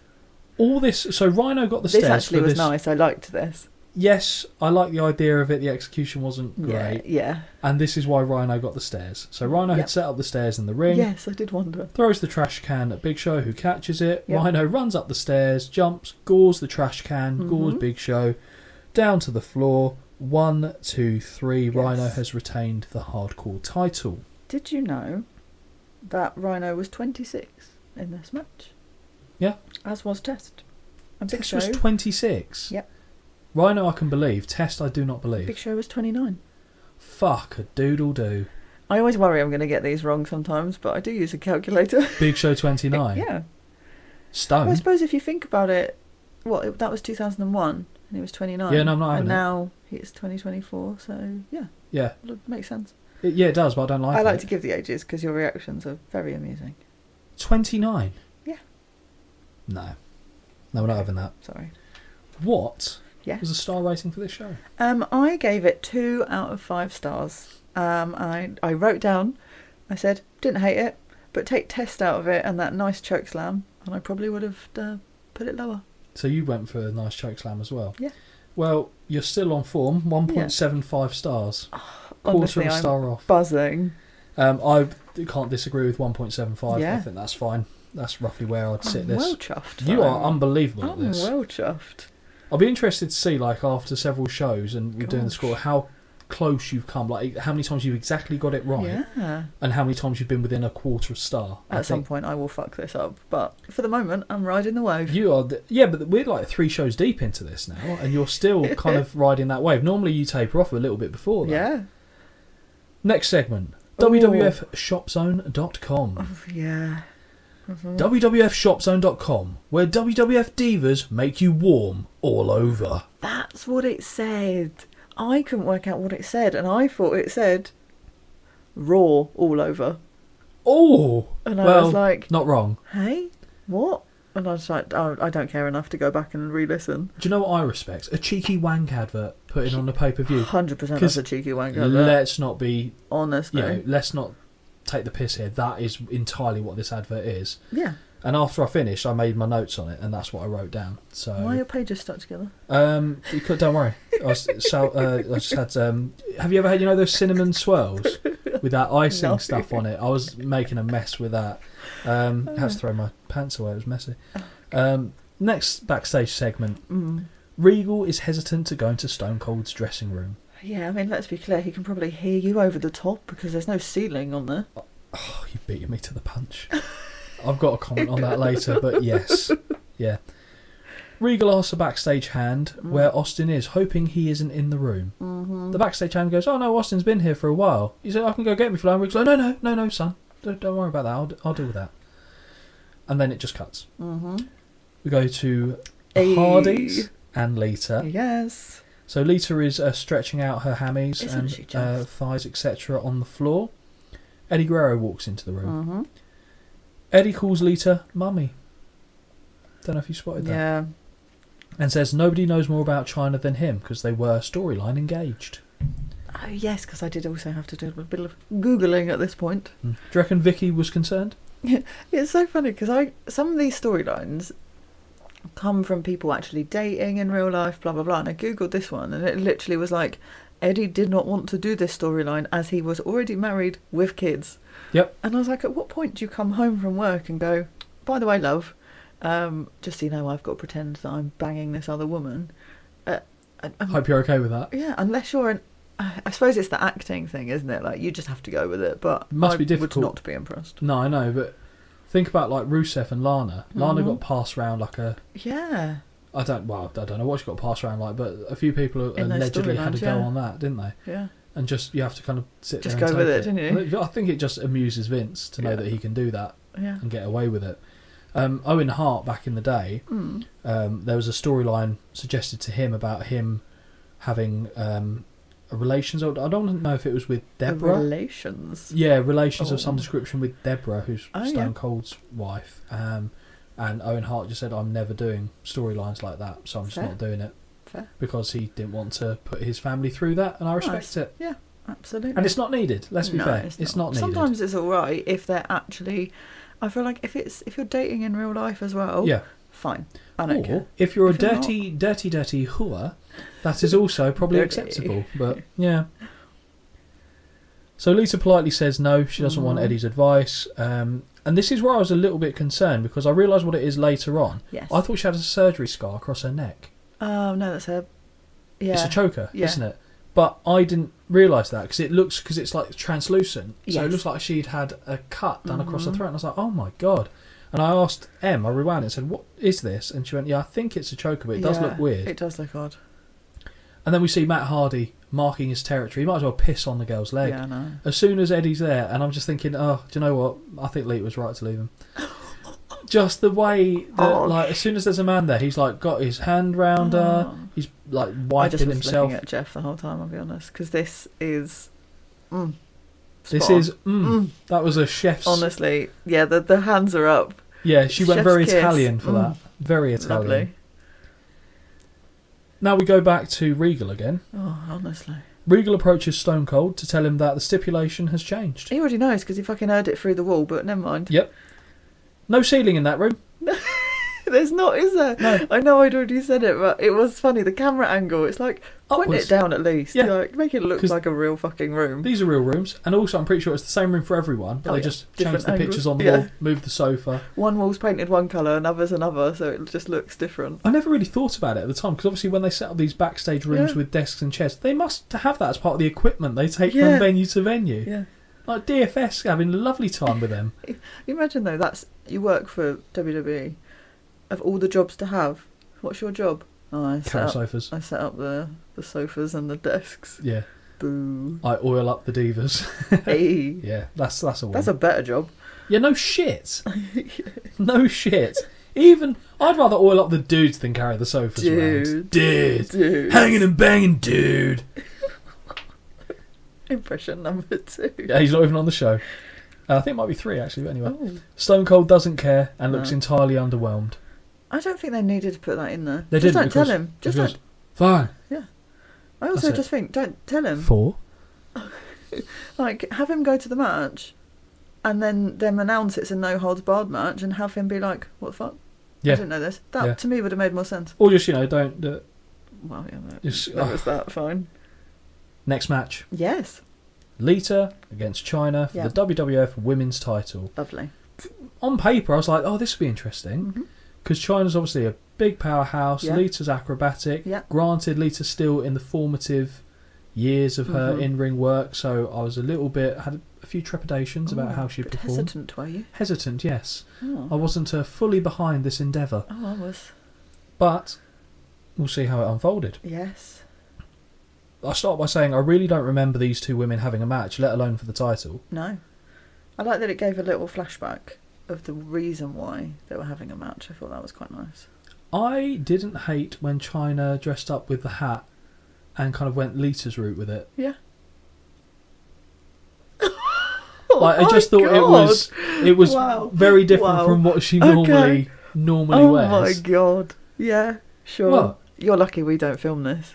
What do you mean? Nothing. You would be if your missus was up to date listening to these as well. She was in the room when I was watching it. Oh, and did she see your reaction? I was making notes. Okay. What with one hand? What were you doing with the other one? I don't Making need your one hand for pages the other stick thing. together. 2. No, I was having my cinnamon buns. Leave me alone. How am I being made out to be the pervert in this without you normally are on these shows? This is outrageous. Oh, yeah, everyone knows this already, but that's listened before. I think this is just custom that I'm going to make. Oh, shocker, like 2 this. people like sex. Oh, God. Both women were incredibly popular. That's another thing I noted. The crowd were loud for both of them. Yeah. Chyna cosplaying as a peacock. I don't hate it. I think it's fun. But I missed the pyro rocket. Okay. Like the pyro rocket was great. Yeah. We saw that on I can't remember the show now, but was it when she had a fight with Val Venus? yes, and she came out with the pyro rocket. Yeah, Armageddon 2000. Yeah, Yeah. big fan of that. Big fan. Nice. And I've said it before. I'll say it again. Rocket. That is about Lita. Yes, I assume so. Absolute rocket. What do you think about China's though? I guess, don't get me wrong, most of it is processed. Yeah, I think that's... Well, I see, if I liked women, I 100% would be all about the fake look. We know my girl crushes are very much so. Nikki the Bella's fake not kind, too but- bad, like in terms of the Yeah, extremeness of. But I some think of it. because China's so muscly as well, it looks odd. Not odd. She is a triangle. Like she's She's a Dorito. broad shoulders, but her waist and like her arse are tiny. In comparison, Yeah. So her body shape does throw me off a little bit. She still looks fire, but if I'm waking up tomorrow with anyone's body, I'd like it to be Lita's, please. Right here in this segment. Oh, I thought you were pointing in the house. I was I don't think I can No. arrange for that. But if you need help, I'll see what I can do. Yeah. My missus said that she really likes China's pearlescent effect on her gear. Yeah. Nice. Yeah, fine. Although the gear did present a few issues. Her shorts are working overtime as well, and that's The shorts aren't what I was thinking of working overtime. I know where we're going. The two ladies hug to start the like match, that. and the crowd boo. I liked it though. I was happy. Handshake I don't mind, hug I don't care. Oh, okay. Handshake is respectful, but hug is like... From someone who hates hugging, I was okay with it. It just seemed like too girly. Okay. I didn't land for Fair. me. I don't think I'd have booed, but I'd been like, oh.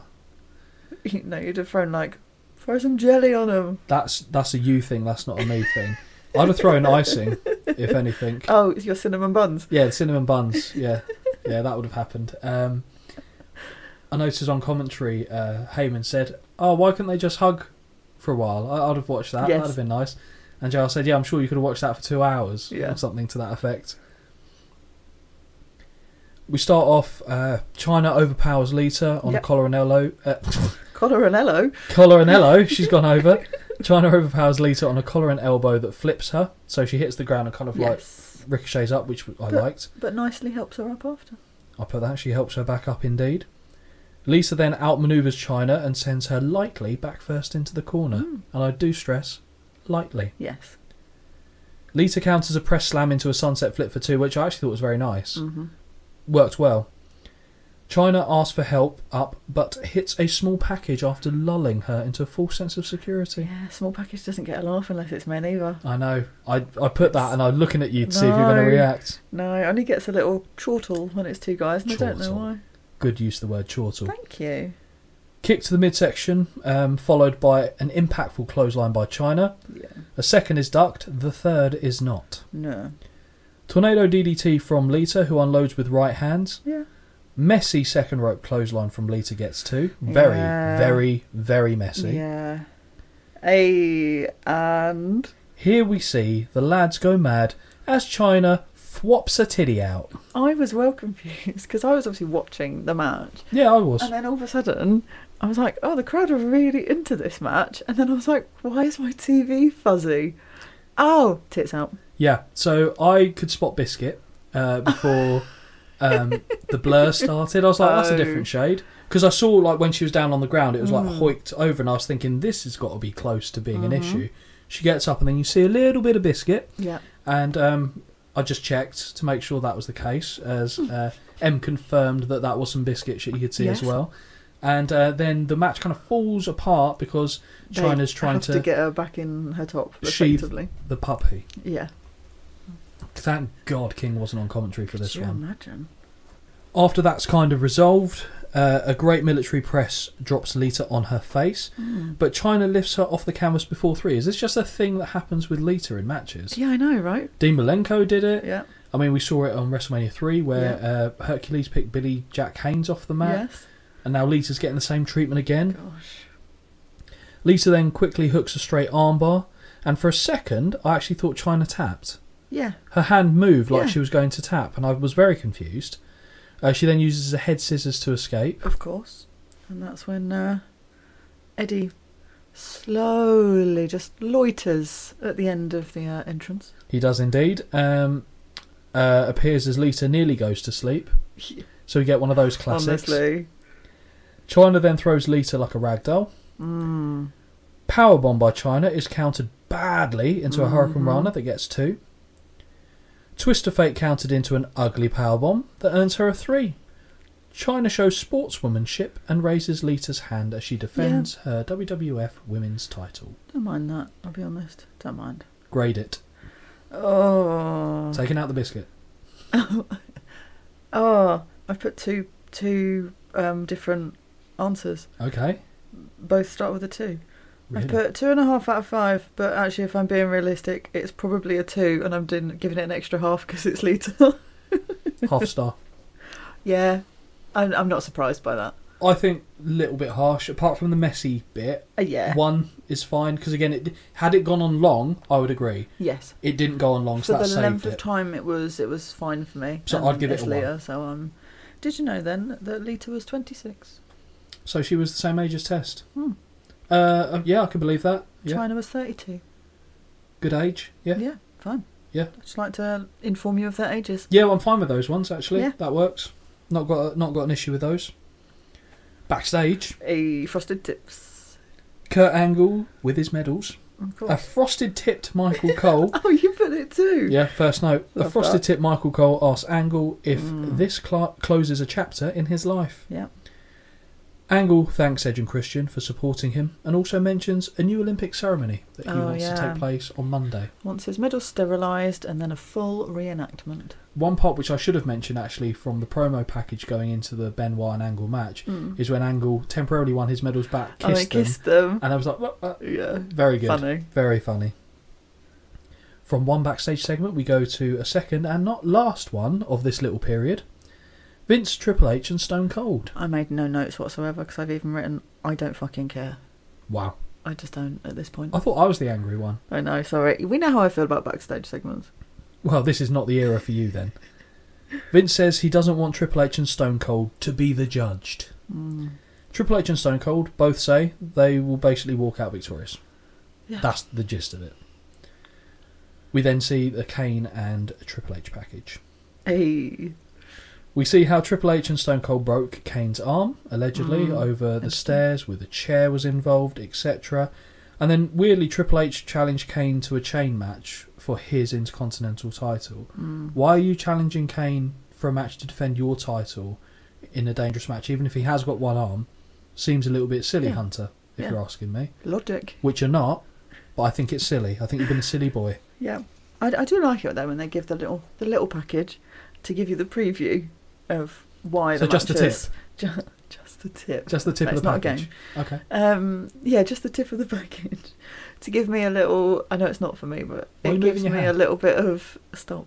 Oh no, I've lost my words. Now you thrown me off track. So we were saying, go back. No, let's rewind this. We're good. God. You like a little tip of a package Fuck off. to get you in the mood for the match. Is that what you're saying? Yes, fine, sure. Let's move on because I can't. I just can't. You can't, but that is basically what you're saying. It kind of gives you a little because tease. I also have shit memory. Yeah. It's helpful for me to watch it and then go, okay, this is why this is a thing. Yeah. Because otherwise, I just watch it and go, why the fuck were they fighting? Yeah, no, I agree. As long as it's not done, the overall package at the beginning of the show kind of gives away a little bit too much sometimes and spoils it. So the individual ones work well. I like the individual ones rather than.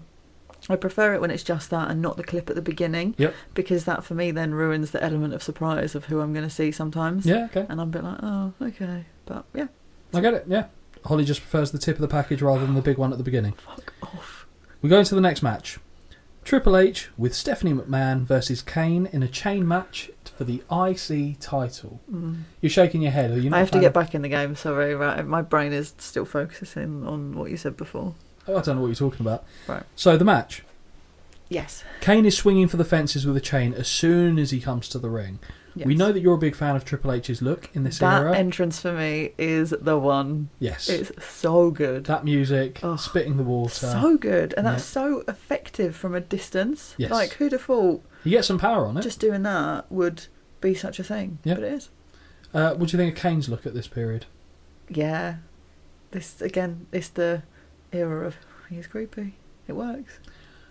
Yeah, although he was talking at this point, wasn't he? It's going a little bit it's starting to dwindle a bit, but he was still imposing. You know what I mean? No, I agree. A bit creepy, but...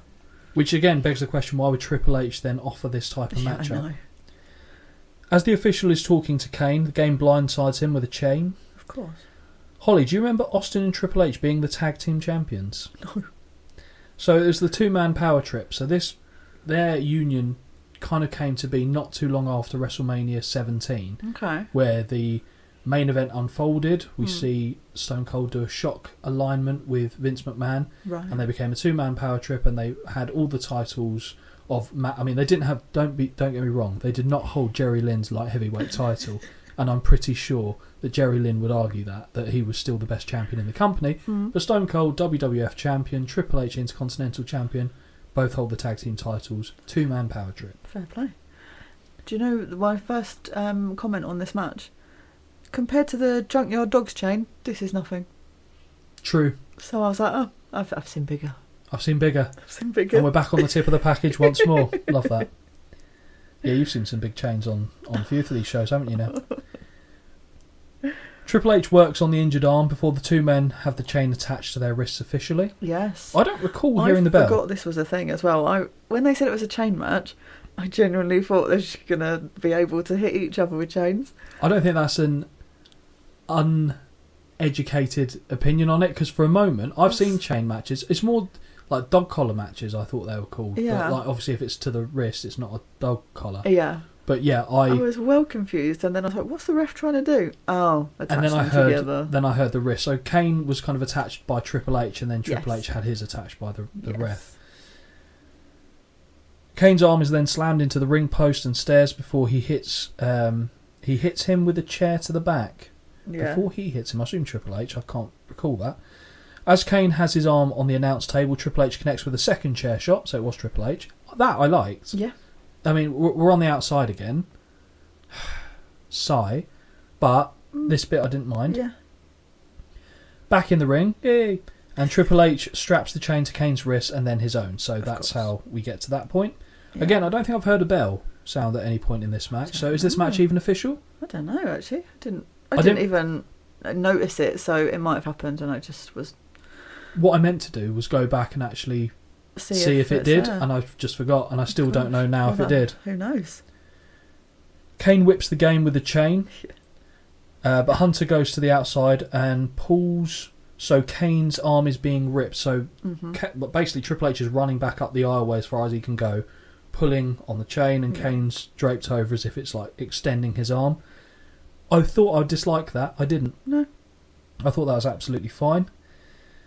Triple H then goes to the top, which he never does, and delivers a chain-wrapped double axe handle for a count of 2.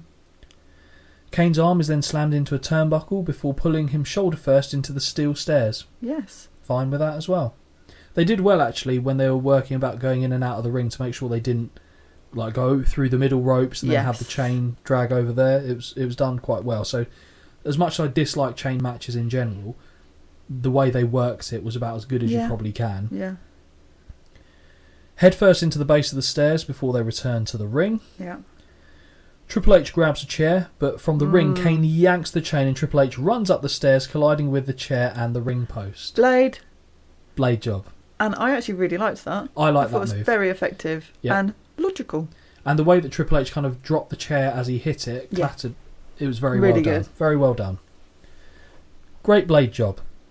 Kane goes to the floor and smashes the game face first into the stairs. Drink again. Chain yank into a clothesline on the floor as the crowd are loving Kane. Absolutely. Really behind him here. Back in the ring again, and Kane wraps the chain around the face of Triple H, choking him. Chain wrapped fist drops Triple H. Kane uses the chain to hang Triple H as Steph screams.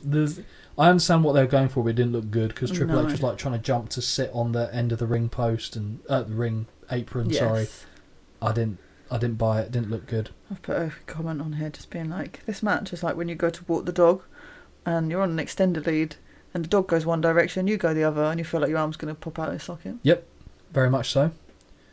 Another whip with the chain, ooh-na-na-na-na, and Kane hits another big right. Kane climbs up before Triple H jerks him off, courtesy of the chain. And that, actually, logical. Yeah, like it. I agree. I'm here for it. Clothesline follows. Yeah. Back to the floor again. He takes Kane for a walk up at he takes See, him you're for not a wrong. walk on the lead. You're not wrong. And the game is sent into the crowd. Triple H then pulls Kane into the barricade using the chain. A tug of war, I've put in it. Great splat sound as Kane presses Triple H from the crowd to the mat. Yes. We know how we feel about a good mat splat. Shit face buster back in the ring from Triple H, whereas Kane didn't quite know to go for it and Triple H wasn't set. It didn't look good. Chain clothesline by the game and both men are down. Yeah. Hunter looks for the pedigree, but no. Kane connects with Triple H's dick and he starts dancing like a cat on a hot tin roof. Another low below. But that's fine, right? Apparently. Do it fucking like. Yeah. In this one, at least it's legal. Right hand and Kane goes up top with a diving chain clothesline. Of course. Choke slam from Kane. Okay, Triple H did kindly stagger himself into the right spot to make sure that hit. I did see, again, I was like, brilliant. I'm noticing all these things now. It's funny how often this type of stuff happens, doesn't it? Yes. So we get the choke slam from Kane. Yeah. Then we get Austin. Austin tries to interfere, but is booted and awkwardly thrown to the outside, like really awkwardly thrown to the outside. Legs tangled up, like you could look and go, that wouldn't have felt good because your body's like, I'm and stuck, also looks preparing. dumb. Like, Also look dumb, which is never a good look for Stone Cold. Triple H with a dick kick. We're back on that bandwagon. Why not? Austin has a chair and overswings Kane and connects with Triple H, which again looked borderline remedial. Yeah. Like really stupid. Yeah. Kane then sends Stone Cold out once more, and Kane pins the game to become the new Intercontinental Champion. But, did he? If the bell didn't sound... But I don't know. I feel like we're going to have to look at this and work out if it did actually go or not. Because maybe Triple H is still IC champion now. Maybe. Oh, and he has to have a match with Gunther at WrestleMania. Oh, I'm here for that. Yeah, except for the fact he's had a heart attack and can't get in the ring again. Yeah, but true, yes. I'd freaking love that. Yeah, that'd be quite good actually, now I've said it. What do you rate this match, Holly? I put... my God, I haven't written why either. I've just put, how many stars? And then I wrote 2.5. 2.5 stars. Really? 2.5 stars. Fuck. I'm in the wrong job. I hated this. Yeah. 2's generous. It's better than what I would have given for the women's match just, so I'd say... Because it went on for so long and I was just seeing the same thing over and over again. Yeah. I don't know. It's so I'd say hard. 2 at most. I don't... Also, the chain wasn't needed. Because it was, to me, it's too long. If you're going to do a chain match, have it so it's shorter, so it actually hinders your movement. That I didn't mind, because I thought they got... I think, to be fair, I just hate a chain match. So what they did with the chain in the match was fine. Yeah. But it was never going to be great, because to me it was a chain match. Yes. So I'm revising that score, 1.75. I've knocked it down a little bit more, because I can't say 2 and feel happy about that being my answer. So I'm going with that. And Triple H there, just for your information, was 32. Yes. And Kane was 34. Yeah. But again, it's really hard to judge Kane's age until he takes that mask off. Cause, young whippersnappers. Yeah, absolutely. So we get another promo package here. The Rock and WWF The Music 5 is advertised. Yes. The Rock stuff sounds fucking awful. Doesn't it just? Fucking awful. Doesn't it just? I think at this point I went to the kitchen, which is... Because you could smell what The Rock was cooking. Three paces away from my lounge. And I don't know what I was doing, getting a drink probably. And I just was like, what is that noise? What is that? And I turned around and I was like, fuck me. That's awful. Yes. Honestly. Yeah. Jesus. It was, I like The Rock. We know I like The Rock. I did not like this. Whatever this was awful. No. Awful. And I've got no more comments on it after that, to be honest. That's how put out I was. Go to an interview with Coachman interviewing Chris Jericho. Yes. Coach says, we're moments away from the match and still don't know your partner, Jericho. Wow. Jericho suggests it will be the coach. Yeah. Y2J says he has a real partner who is a party animal. Party animal? I wonder where we're going with this. He is a homicidal, suicidal. Says if they're going out, they're taking Edge and Christian with them at the very least. Ooh, I wonder who it could be. So do I, Holly. Let us find out. Well, not quite yet. But bloody Triple H. is up next. Triple H, held up by Steph, says, "All for one, but where were you?" to Vince. Hunter has pissed blood, but is still chewing gum. Yes. I don't like that. I really don't like that. Like, there's something very... he's not the worst person for this, but Shawn Michaels back in the late 90s when he was in full-on dickhead mode and his loud chewing gum. I'm surprised he didn't get his ass kicked more, to be honest. Oh. Just seemed like a massive twat. But anyone who ever stepped up to him managed to get fired, so... Oh. Yeah, one of those things. We're now technically on the co-main event of the evening. Yeah. But don't worry, it goes on. Goes on for a bit, doesn't it? I was worried about this one because I was worried how my little brain was going to understand what the fuck was going on, but then it was fine. I had to watch this Turmoil match in 2 sittings. Just the match. Oh. Like in 2 days, not just 2 sittings. Oh. I couldn't do it in one. And in this tag team turmoil, the winner of the match becomes the number 1 contenders for the tag team titles and will get a shot shortly thereafter, which I do have a story about. Ooh. Starting pairing, Yes. APA. Lovely. Yep. Brilliant. I was a fan. Absolutely brilliant. I was a fan. It's still, my brain still can't understand that it's the same person. It was JBL. Yeah. Yeah, I hate JBL. I like Bradshaw. I really like Bradshaw. Yeah. Really. So good. And this is stupid, their attire, so fucking simple. Yep. But the black bands just underneath like the shoulder joint into the bicep, so simple, so effective, and makes them look ripped. Yeah. And I was like, oh, yeah, all right. Maybe I should do that. Just Maybe every day. Missing a trick, just sort of, have you seen my band, guys? Yeah. Look how ripped I am. So simple. And they're going up against Dean Malenko and Perry Saturn with Terry Runnels. Yeah, who walks out and adjusts her top to expose more cleavage. Well, I said good era here for APA. This and we know it distresses me when I compliment Bradshaw. Yeah. Terry looks so odd. Her breasts have had an argument as they stand yards apart. Yeah, don't they just? Take your fucking sunglasses off. Honestly. Perry Saturn. Hey, you're an odd guy. Can you dress like Guy Fieri as a pimp caricature? What? That is what I was getting from You're him. angry. I can tell you're angry. I was talking about Terry Sitz having an argument and Perry Saturn looking like a pimp. As soon as Saturn and Malenko hit the ring, a brawl starts. Yeah. Overhead belly to belly released by Saturn on Farouk. Nice. Pretty good. Bradshaw is ushered to his corner. Double back elbow to Farouk. Yep. Leg lariat by Malenko gets a 2 count. Yep. Saturn and Farouk both hit clotheslines. Capture suplex by Saturn, again, me likey, on Bradshaw. Before he runs into a standing spinebuster by Farouk. Oh, hang on a sec, that's them done. Honestly, I was looking at this, I was like, why have I got so little notes? And now I understand why. And I was like, when was a standing spinebuster his finisher? But okay, so that's Dean Malenko and Perry Saturn done in this one. Next out, it's now the APA against the Dudley Boys. Another iconic entrance. And amazing. With Spike Dudley. I said, oh, how I do love me the Dudley's entrance music. Isn't it brilliant? Immediate brawl between the 4 men, which is going to be the theme. Yep. APA hit a double shoulder block that drops Devon. Yep. Power slam out of the corner follows. The crowd make it clear that they want tables. Oh, cool. Of course. The Dudleys don't do anything else. Yeah, when the Dudleys are out, people want wood. I will raise a point when we get there. Okay. Flying shoulder tackle by Devon drops Farouk. Yeah. Bubba Ray in and unloads with right hands in the corner before missing a stinger splash in the corner. Yes. Double shoulder block by the APA puts Bubba down for only a 1. Bradshaw looks for a clothesline from hell, but Bubba hits a delayed sidewalk slam for 2, which is actually quite impressive because Bradshaw's like 6'6", and Bubba held him there in place. Exactly, I really liked that. Yeah, I was a fan. Devon back in, and a double back elbow leads to a diving clothesline on Bradshaw. Yeah. Side Russian leg sweep gets 2, and the crowd chant they want tables once more. Yeah, I've just got in capitals. We want tables. Yeah.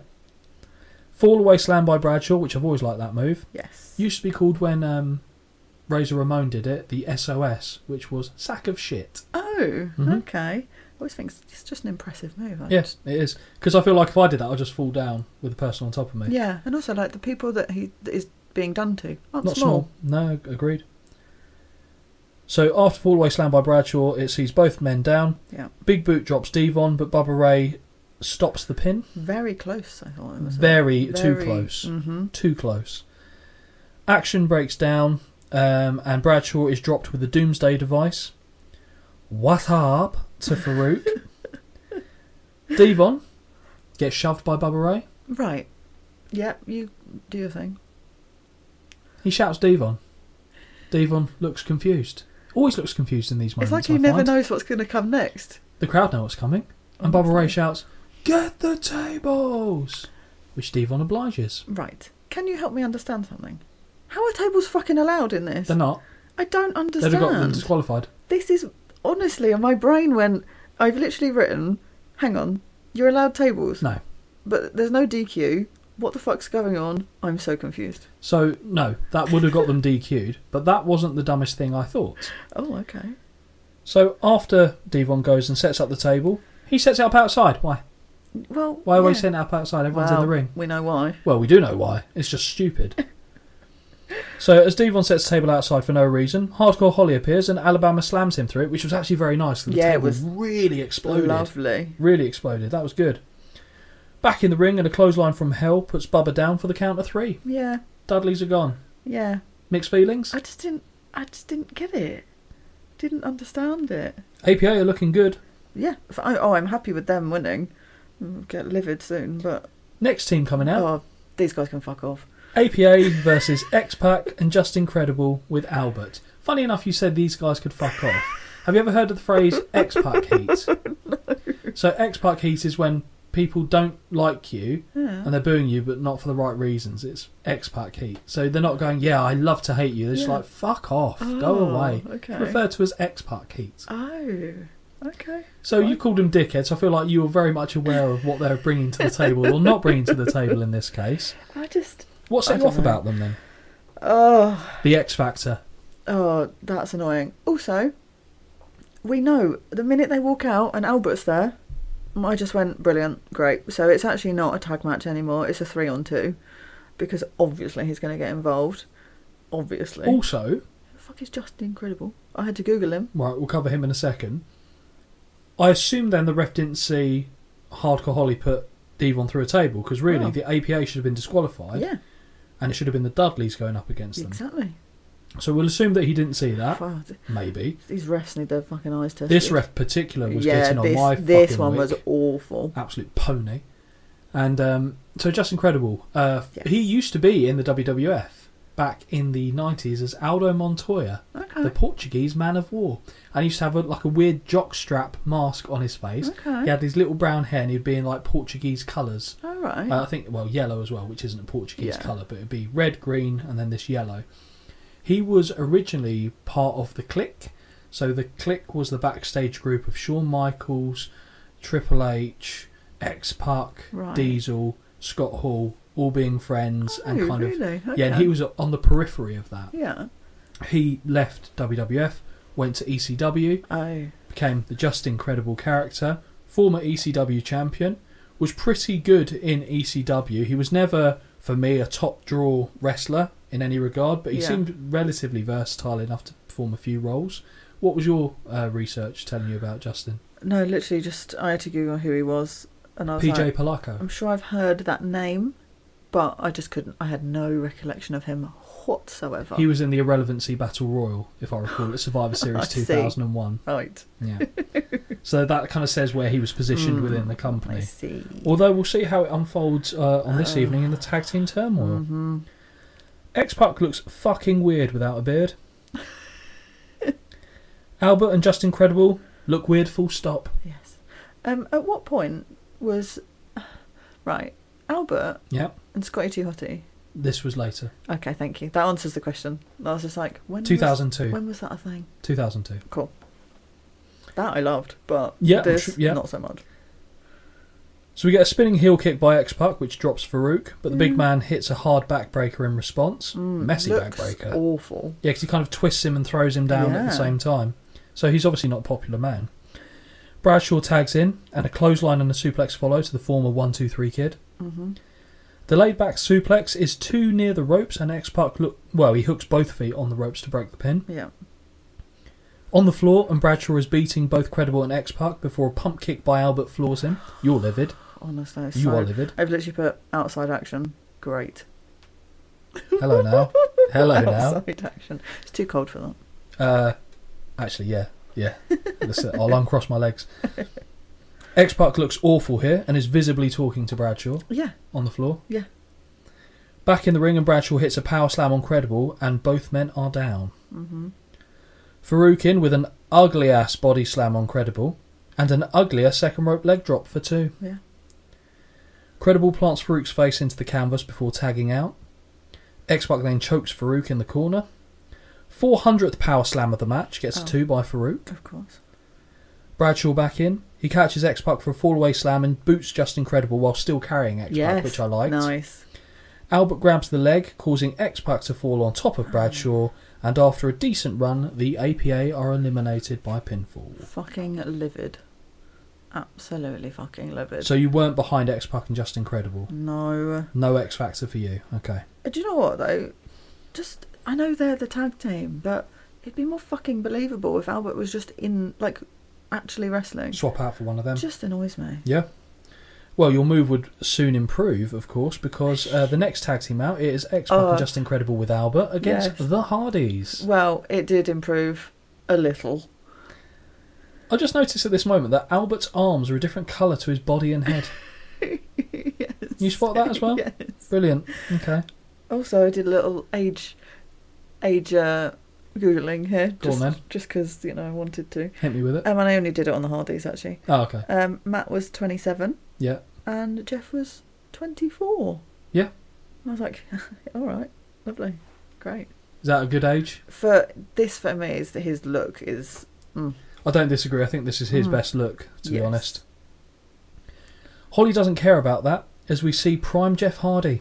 Yes. Hardly boys, crowd sign. Oh, that's sad. Made me laugh. They're the only people so far that were allowed to get in the ring and actually do like a full-on entrance.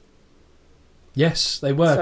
And I was like, all right. Because X Factor went to the floor, didn't they? And the brawl didn't start out. So, yeah, you're right. Yep, good point. Well made. Thank you. Hardy's whip X-Pac and Credible into each other. Lovely. Do you see the flames on Matt's arms? On those, like, I don't know what they're called, like the wrist stretch things. Stretch arm things, I don't know what they're called, but he had flames on them, and I was like, that's a different look for him. Haven't seen that before. Double team by Matt and Jeff on Justin Credible. Yeah. Matt's top off equals girls scream. It was, like, so loud as well. So I did obviously note it down. I was like, the screams from the women when he takes his top off. I mean, his body here is looking good. Like, this is when Matt looks good. Yeah. But it was just did it do anything for you? A sea of screams. It was brilliant.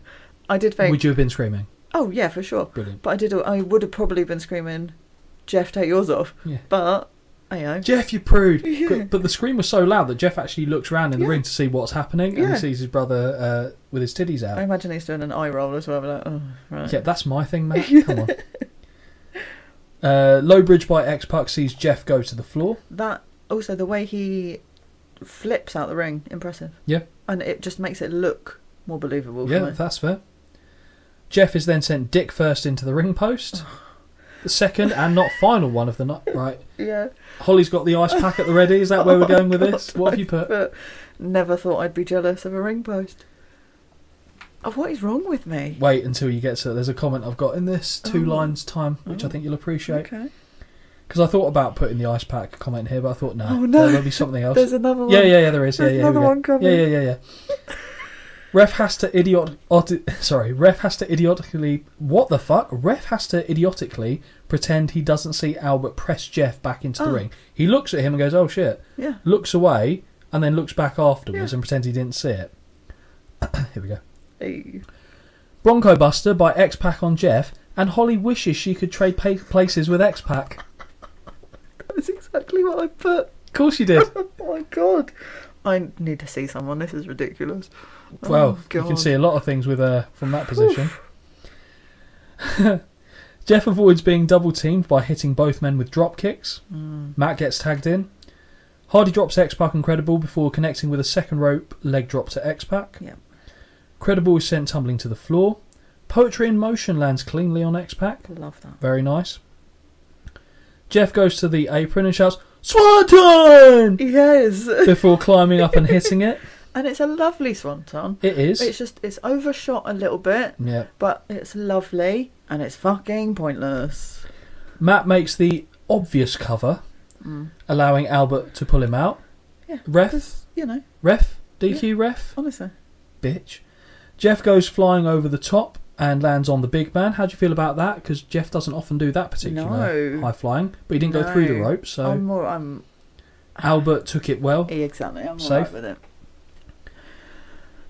Then Matt returns to the ring. I put no DQ. Okay. No, apparently not. Twist of Fate is thwarted by a super kick from Just Incredible, and X-Pac gets the 3 count, and the Hardys are gone. And I put another shit ending. I'm fucking livid. We know your feelings about the Hardys. You're never going to be happy unless they win. Then that is true. But X-Pac and Just Incredible putting a bit of a run together here. They've taken out the APA and the Hardys. No, they haven't. They've taken out the APA and the Hardys. The record books show, Holly, that they have taken out the APA and the Hardys. If Albert weren't there, it wouldn't fucking happen. Doesn't matter. I probably would have. They probably would have because, this is scripted. No shit. I know. Wait until we get into the main event. X-Pac and Just Incredible. Yes. With Albert versus Chris Jericho and his surprise partner. Who is? The party animal himself. Ooh. Chris Benoit. Hey. The Chris's. Not the best nickname that they keep coming up with on commentary. Also, Jericho's entrance. Brilliant. Weird with the beard, though. It didn't quite look right. I know what you mean. It's just, for me as well, this era, just fucking show me a reel of all of their entrances and I'd sit and watch it for 2 hours. Brilliant. Yeah. We see a wild hip toss by Y2J on X-Pac and a Bulldog follows. A lot goes on at this point. It's madness. Very confused. It never really kind of settles into much of a match, this one. It does for a short period, but not long.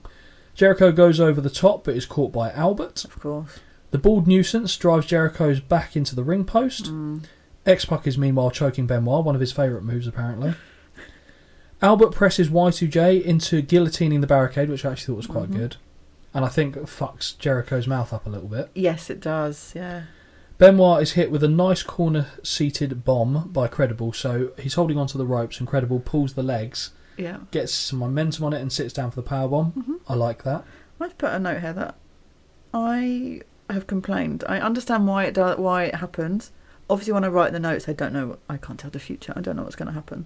But in my head, I've just written, was the roster that small that Benoit had to be a ringer and really appear again? I know why it happens, but at this point I was like, they've not got fucking anyone else to go play here. And it also makes sense why the Hardys didn't win. Yes. Because the Hardys against this, then no one comes out looking good. So it makes perfect sense booking-wise. We see Jericho has a busted lip as Benoit is continually worn down by X-Factor.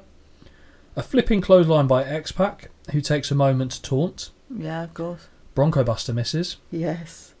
Y2J gets the tag in. Second rope dropkick gets 2. Credible accidentally hits X-Pac because that's another thing that is happening all the time. Yeah, apparently. The faces rarely hit each other, I notice. Yes. Now we see the most obvious ref bump ever. Oh. And I'm happy. I hope it hurt. Y2J overshoots his target and forearms Mike Chioda. Yes. And who goes rolling out of the ring? Why not, eh? Albert starts assaulting Benoit on the outside. Stereo super kicks on Y2J, but no ref to make the count. Yep. New ref arrives, but only in time for a 2 count. X-Pac is then crotched on the top rope by Benoit. Y2J slingshots Credible into him, quite like that. Yeah. Double suplex on Albert before Credible gets the same on top of him. Yeah. Again, like that. Clothesline takes Baldo to the floor. Walls of Jericho and X-Pac, crossface on Credible, and both tap out. Never been so happy for that to happen, I'll be honest. You really didn't like X-Factor, did you? No, I really didn't. And I didn't expect to feel angry about it, and I really was. No, I think that's fair enough. Really I think they're shithouse. Now it's the final entrance pairing going into the Tag Team Turmoil match. I asked a question, though, in this. Go for it. And I said, are there any more matches, apart from this show, with Benoit and Jericho as a tag team? Because I think I quite like that. Or but in my head it has. In my head it has the potential to be great. Because they were feuding for a while. They had a few. I think they actually had a match, a really good ladder match at the 2001 Royal Rumble for the Intercontinental title. Might have even been Intercontinental European, but either way. Oh, okay. But they had a very famous tag team match on Raw shortly after this, which forms part of my story that I'm going to tell you at the end of this match. Okay. The last pairing are out. Hey. Edge and Christian. Lovely. Chris Jericho and Benoit against Edge and Christian. Okay, you've laughed. What creepy comment have you put? It's not creepy, but I've clearly liked the commentary. Here comes a right pair of jackasses. Yes, JR did say that. Very funny. All four men brawl and the bell sounds. Y2J suplexes Edge. Nice. Christian drop toe holds Benoit into stairs. ENC double team Jericho, dumping him midsection over the top. Oh, sorry, midsection first over the top rope. Yeah. Edge just kind of pulls away at Jericho's face, and I'm thinking because he's got the busted lip, it actually looks quite brutal. There's a lot of lovely blonde hair in this match. There is, and Benoit. Christian tags in and stomps away on Y2J. Mm-hmm. Fans getting behind Jericho very much now. Standing drop kick by Edge, chin lock by Edge. Jericho fires out, but a knee to the gut flips him over and stops the momentum. I like how vocal Benoit is, I'll be honest, at this. When Fire he's up, like, Chris! Yeah, Fire up. and I really like that, because I also think if I was in a match, if I was in a tag match, I'd want my person to be like... My tag partner to be cheering, like, you know... Supporting so I feel you. like it's realistic. Yeah, rather than team sport. Someone telling me what to do, it would be... Yeah, fine with that. Christian comes back in. Reverse backbreaker on Y2J, and Christian antagonises Benoit, causing him to jump into the ring. Edge misses on a dropkick attempt, and Jericho's lion salt attempt also misses because it lands on the knees of Edge. Mm-hmm. It's got to suck. Yeah, there's no I can't way that work doesn't... because you see that too late to kind of... Anyway. Yeah. ENC's version of poetry in motion misses, allowing Y2J to bulldog Edge. Benoit finally gets the tag. Yep. Suplex for Christian and a gorgeous German after Christian accidentally knocks Edge off the apron. Again, the heels. Of course. Reverse chin drop by Edge on Benoit, and the auction has broken down. Benoit is placed on the top turnbuckle. Y2J throws Edge outside and drop kick Doomsday device follows. Nice. Although Benoit nearly does land on Jericho after he hits that drop kick. Yes. Jericho goes shoulder first into the ring post on a missed charge. Benoit hit with a DDT by Edge. Yeah. ENC retrieve chairs, but because why not? Yeah, because it would be a disqualification. Do what you fucking like. But they get the chairs, but a pair of baseball drop kicks knock them down. I like that. Yeah, I do like that. Yeah. Benoit and Jericho swing chairs at Christian, who ducks as Edge spears Y2J. Like that as well. Nice. Schoolboy pin on Benoit gets a 2. ENC look to concerto Benoit, but Jericho pulls the legs out from under Edge, which causes him to land face first on the chair. Yeah. And Benoit slaps on the crossface on Christian, who has no choice but to tap out. Absolutely. Good. And the winners of the tag team turmoil are Chris Jericho and Chris Benoit. Nice. What did you think of the match, Holly, and what would you score it? This was really hard because I scored everyone individually. I thought that was the case. I didn't know what to do. I thought that was the case, but it was actually just the match as an overall. Okay, I can do an average. Okay. I can't do an average, let's be clear. I liked the last match of it. Yeah. And I liked the one before. Yeah. And I like seeing the Hardys. Yeah. I get it and I get why it's done, but I also just think it's stupid. It's too much for my brain to understand. Okay. It's just pointless. What am I going to rate it? Because every match was so different. So I did... Let me tell you what I did individually. Please do. So the APA against... I love autocorrect on my phone, but sometimes it really fucks with my head. I've got Saturday and Marengo that's auto-corrected to. Saturday and Marengo. That is it now. That I gave 2. APA and the Dudleys I gave 2.5. X Factor and APA got 1. X Factor and the Hardys got 2.75, and I put in brackets purely because of the Hardys, the lovely swanton, and Matt took his top off. And you're imagining Jeff munching down on a all-day buffet, on a bit of a ham sandwich, yeah. And then X Factor and Benoit and Jericho, the Chris's, I put as 2.25. Jericho, Benoit, Edge and Christian 3.5. 3. 3.5. Really? Fuck me. Wow. Yeah, maybe later. 3.5 stars, I think, is generous. Yeah. There were too many moments where I was just like, So I would go 2.75 would be my score if I was rating this. Yeah. But again, I think my mood had been soured from earlier in the show, so I felt like that carried over. Angry man. From there, we then go and see a little advertisement of Mick Foley's book. Oh God, honestly, there's a bit in this that I was like, what the fuck is going on here? Mick mentions a relationship between his genitals and Chyna's hand. Honestly, I think that was a joke, and it's basically like she hit him in the dick. Oh, I see. When she was with Triple H, aligned with Triple H. Fine, okay. But I've actually just realised I've missed that story that I was going to tell you about. Yeah, okay. Story time. Yeah. Chris Benoit, Chris Jericho won this match. Yes. They got their tag team title match on Raw. In that match, it was going pretty well. Yeah. Until Triple H tore his quad.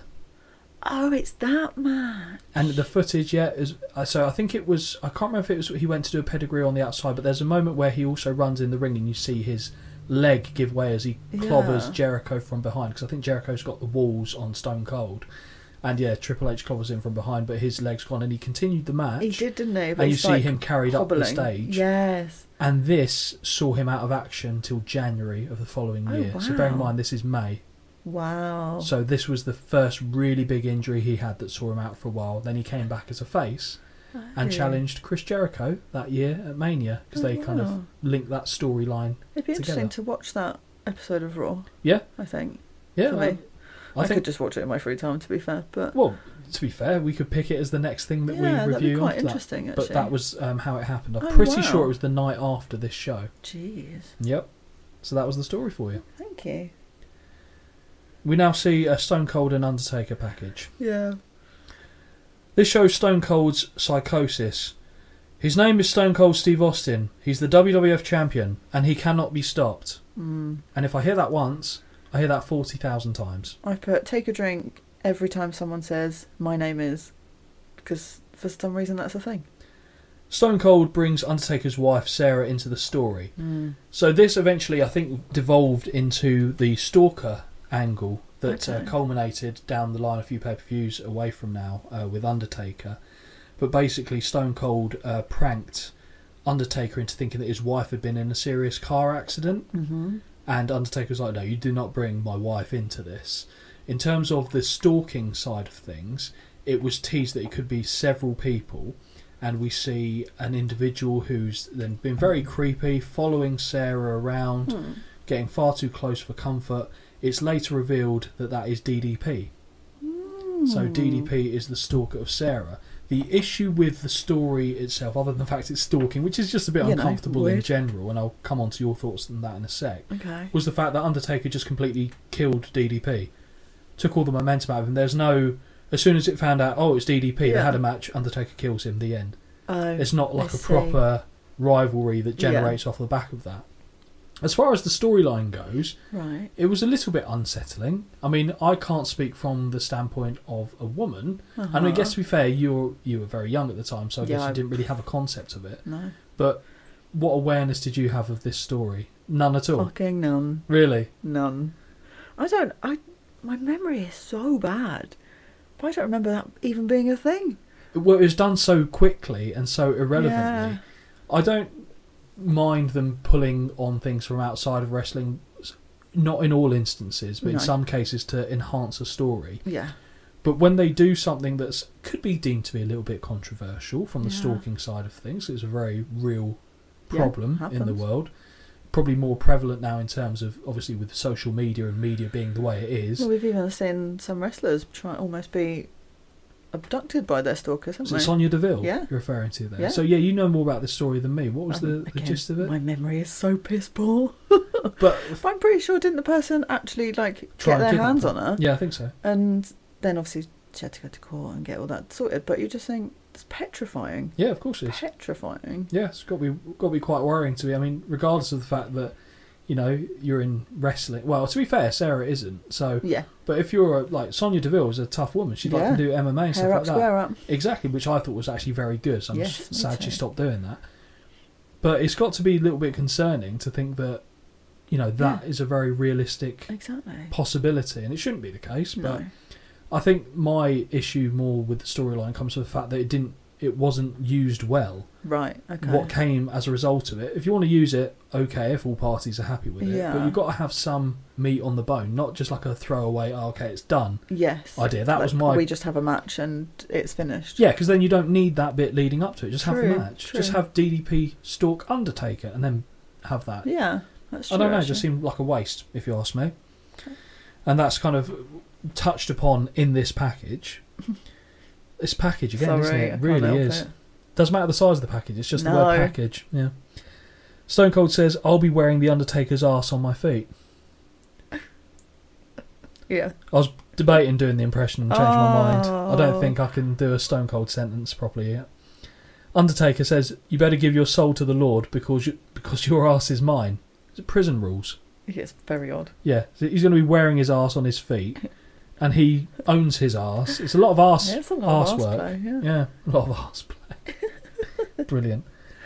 Vince McMahon joins commentary, and the look on JR and Heyman's faces is genuinely priceless. Yeah, I did think that was very funny. Also, in the little clips before, when it shows... I don't remember any of this, obviously, but when it shows Stone Cold in the back of the ambulance, Yes. and then Undertaker's like the driver, I cackled. I thought that was hilarious. And he's strapped down and Undertaker's just I thought offloading that was on him. brilliant. Very funny.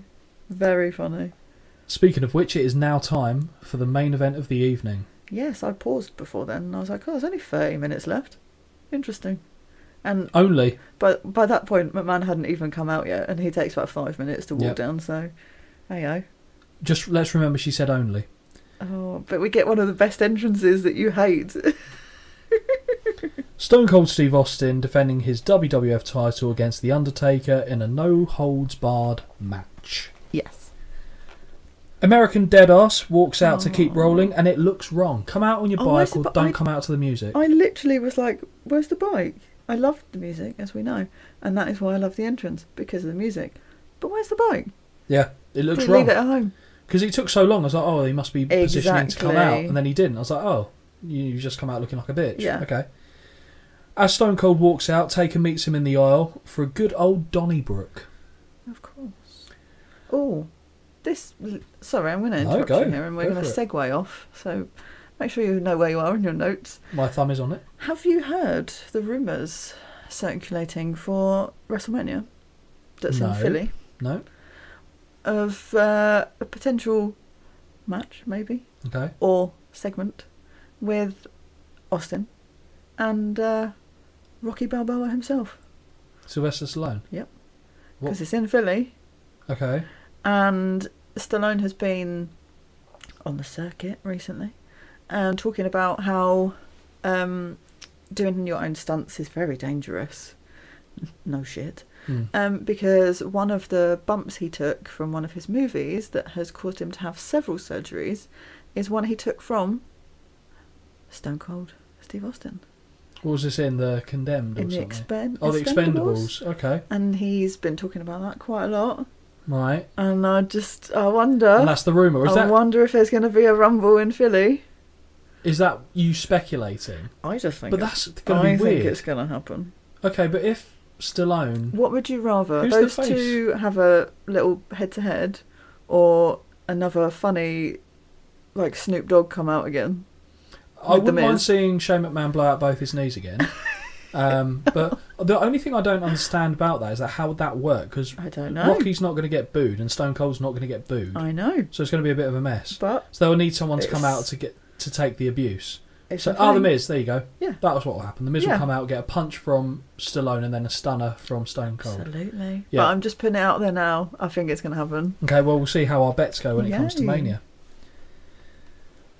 I put here, I like Austin's golden knee braces. It's like snakeskin looking material. Well, let me scroll down my notes here. My gosh, it's like you knew I'd be Googling. My God, I've got so many notes. That when he was a heel, Hmm. instead of having the black braces, he started to incorporate some colour. Okay. And he would often have gold, red, but it was just something that he did as he was a I like it. heel. And then once he came off of, I mean, he was never really he was an anti-hero, I suppose, wasn't he? Yeah. Like, so when he then went back to being who he normally is, they went black again. I liked it because it offset the monotony of seeing black all the time. Yeah. So I quite like the appeal that brought. That was me personally. Yeah. Stone Cold is thrown into the barricade before being thrown into the stairs twice. In fact, He didn't even get to take his waistcoat off. No, he didn't. At the start, did he? no, not at all. I mean, right. Austin choked with a camera cable before meeting the stairs one more time. Taker uses the announce table to hit Old School, and although different, I still get annoyed. Yeah, you're not a fan. I don't like Old School in general, but the fact he did it on where he did it, I was like, okay. Yeah. I allowed it a bit more. Did you really struggle to get through this match? I wanted to see the world burn while I was watching this match. Spoiler alert, I'll tell you now, I fucking hated this match. I thought you might. Because, and I think it was a knock-on effect from the show itself. Apart from Angle and Benoit, I felt like we didn't see any wrestling. Yeah. It was punches, kicks, dick It's a lot of punch, theatrics. head off the steps, out the ring, thrown into a wall, and I just felt like I was seeing the same thing over and over. Even that's why in the Benoit and Angle match I got annoyed because they still went outside and did that kind of stuff as well. Actually. I found the whole thing to be a farce, to be fair. Yeah. Back up the ramp, but I will be professional and carry on my job. Back up the ramp, and Austin begins to fire back until Taker derails him with an extinguisher. Wonder if it's the same one Test used. Also, clocks him straight in the face. No blood. Oh yeah. Finally, in the ring, but I don't believe I've heard a bell. I don't think you. No. Again, I don't recall it. I'll be honest. Swinging neckbreaker by Austin. Taker dodges a wicked chair shot in the corner and follows with a leaping clothesline. Again, I hate Undertaker's leaping clothesline. You look silly. You're a big man. You should stand ground and hit them, not jump and hit them, because that lessens the blow. Stunner is avoided by Taker, and he hits a big boot for 2. Yep. Back to the floor once more, and again, I've given up on this match already. Oh no. Austin goes face first into the ring post, but gets the advantage working over Deadass's legs. I thought the chemistry between the two was awful as well. I didn't think it worked. It felt stilted. It really was off kilter. Really felt stilted. It felt like, to me, it felt like one of them just didn't want to be there. Yeah, Austin. Yeah. I felt like Austin was not putting on a good performance. Taker's turn to taste the stairs, and and then he gets chop blocked. Dick kick back in the ring. Yeah. Austin continues to work over the knee with a series of mat collisions for the joint. Lengthy knee lock by Austin before 2 more dick kicks. Back to the knee lock. Austin sucks chant. I'm thinking I want to hear wrestling sucks chant because I'm so disillusioned with this one. So angry. I really was. Taker kicks out of the hold and hits a corner clothesline. Outside they go once more. Whoop-de-fucking-do. Deadass clears the announce table as Heyman points out where the Spanish announcers are, which was my moment of happiness in this match. Yeah. I like that. Really weak chokeslam sends Austin through the table. I cannot stress how bad this chokeslam is as well. Like, Austin jumps, Taker just about holds him for a second, then kind of gently places him through the table. Considering we saw a really good one earlier. Really good one. It's a shame. It's a wet lettuce. And also this cuts Austin's back somehow. Yes. So I assume there was a pencil that went in there. Back in the ring, but it only results in a 2. Body slam by Taker and a follow-up elbow gets a 2. Back outside and Austin cracks Taker with a monitor. That was actually okay. Yeah, yeah. And then swears at the Anything you want to say? Blade. There you go. Austin flips off the crowd and takes the top buckle off. Yeah. Taker is bleeding profusely. Asshole. Yeah. Stone Cold with big rights. In the ring, this actually I quite liked. In the ring, and Austin is jabbing away at the wound. But Taker fires back until Stone Cold lands a Thesz press. Oh, okay. Austin challenges the ref after a number of pinfalls, but uses it to low blow Taker. Oh, God. Another 2 count. Austin chokes Taker over the middle rope. Fuck's sake. Sleeper hold. Thankfully, Deadass back suplexes out. Huge chair shots. Taker flips off Austin. Stunner connects, but only gets 2. Yeah. Austin with a ton of chair shots at this point. Taker with a low blow. Choke slam. And a return flurry of chair strikes.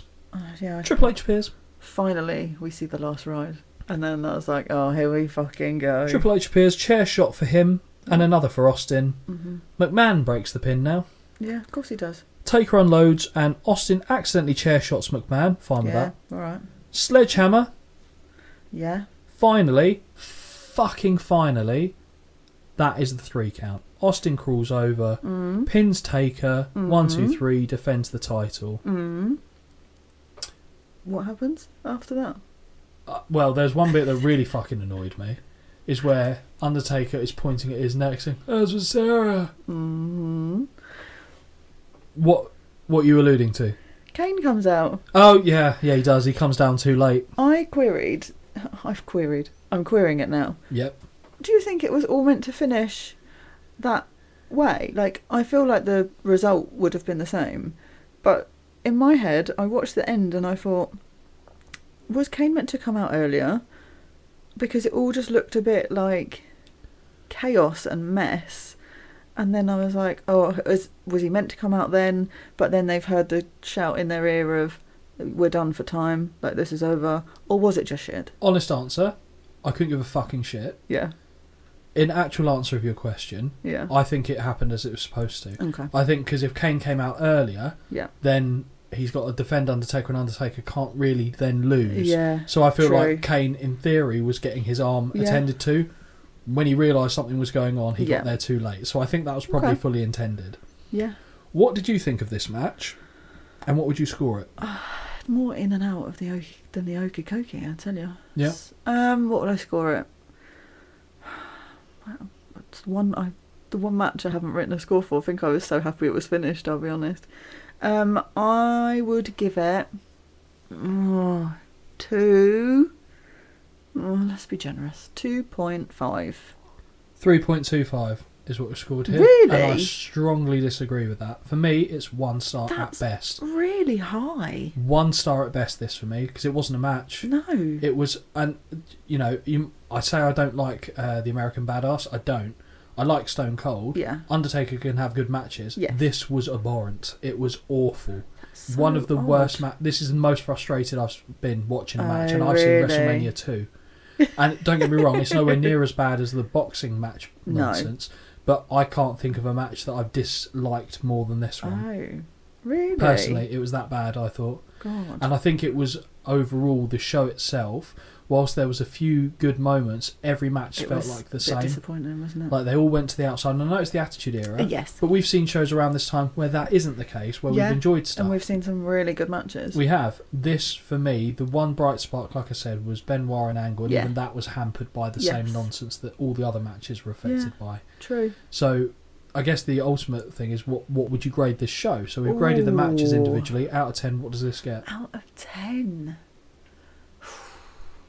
5. 3. Yeah. And the 3 for me is because of the... if the Kurt Angle and Thingy match wasn't on here, it's a 2. Lower. Yeah. Okay.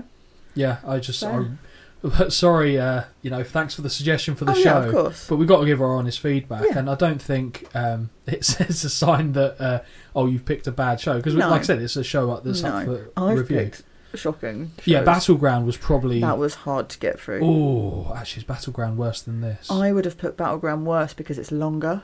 This was a nice length. But I think I enjoyed a couple more matches on Battleground than I did here, so I'm sticking with my guns. Yeah, fine. I'm firing from the hip in the moment on this. But yeah, I'd give this show a 3. I was quite disappointed, and the match that I was looking forward to the most, I didn't enjoy. That's upsetting. What's worrying as well, I'm very aware of the next show that we're covering as well. I was just about to say, you've already pre-warned me that the next one is a shocker, so hey-ho. After this show, we're obviously back on the March Through the Mania's journey. We're going to be stopping off at WrestleMania 4, woohoo, which I have already pre-warned Holly is not a good show, but it will then be out of the way, and we will be fine. Yes. So before we fire things off and end the show as we normally do you want to share the socials with all the lovely listeners out there? I'd love to. wintwicepod@gmail.com is our email address, which you monitor and look after. I do. So again, if you want to suggest shows that we watch on there, please do give us content, because it's quite nice not having to make the decisions ourselves. We will, obviously, if we have to. But it's nice, and obviously, when people are suggesting shows, as our friend has done on this occasion, put what you thought about the show as well, because it's interesting to read your feedback and thoughts on it. Absolutely. Instagram, TikTok, YouTube are all Win Twice Pod. I'm still too scared to look at comments that get left on TikTok and YouTube. Makes to be fair, they're not bad. We've seen a couple of odd ones, but for the most part, it seems to be like the community that's being created there. Nice. Is sound, which is great, and the momentum on the YouTube side seems to be going forward. I know Jamie's been working hard on that, and he's got a few ideas lined up. Ooh. So we'll see how that develops. But thank you very much, everyone, for listening. Hopefully you've enjoyed the episode. Yeah. Certainly the show more than I did. Well, we segued quite a lot, so that's more in there than the show. I enjoyed that stuff, to be fair. That kind of brightened my day. Aww. But thank you everyone for listening, and hopefully you'll tune in for the next one. Bye. Bye.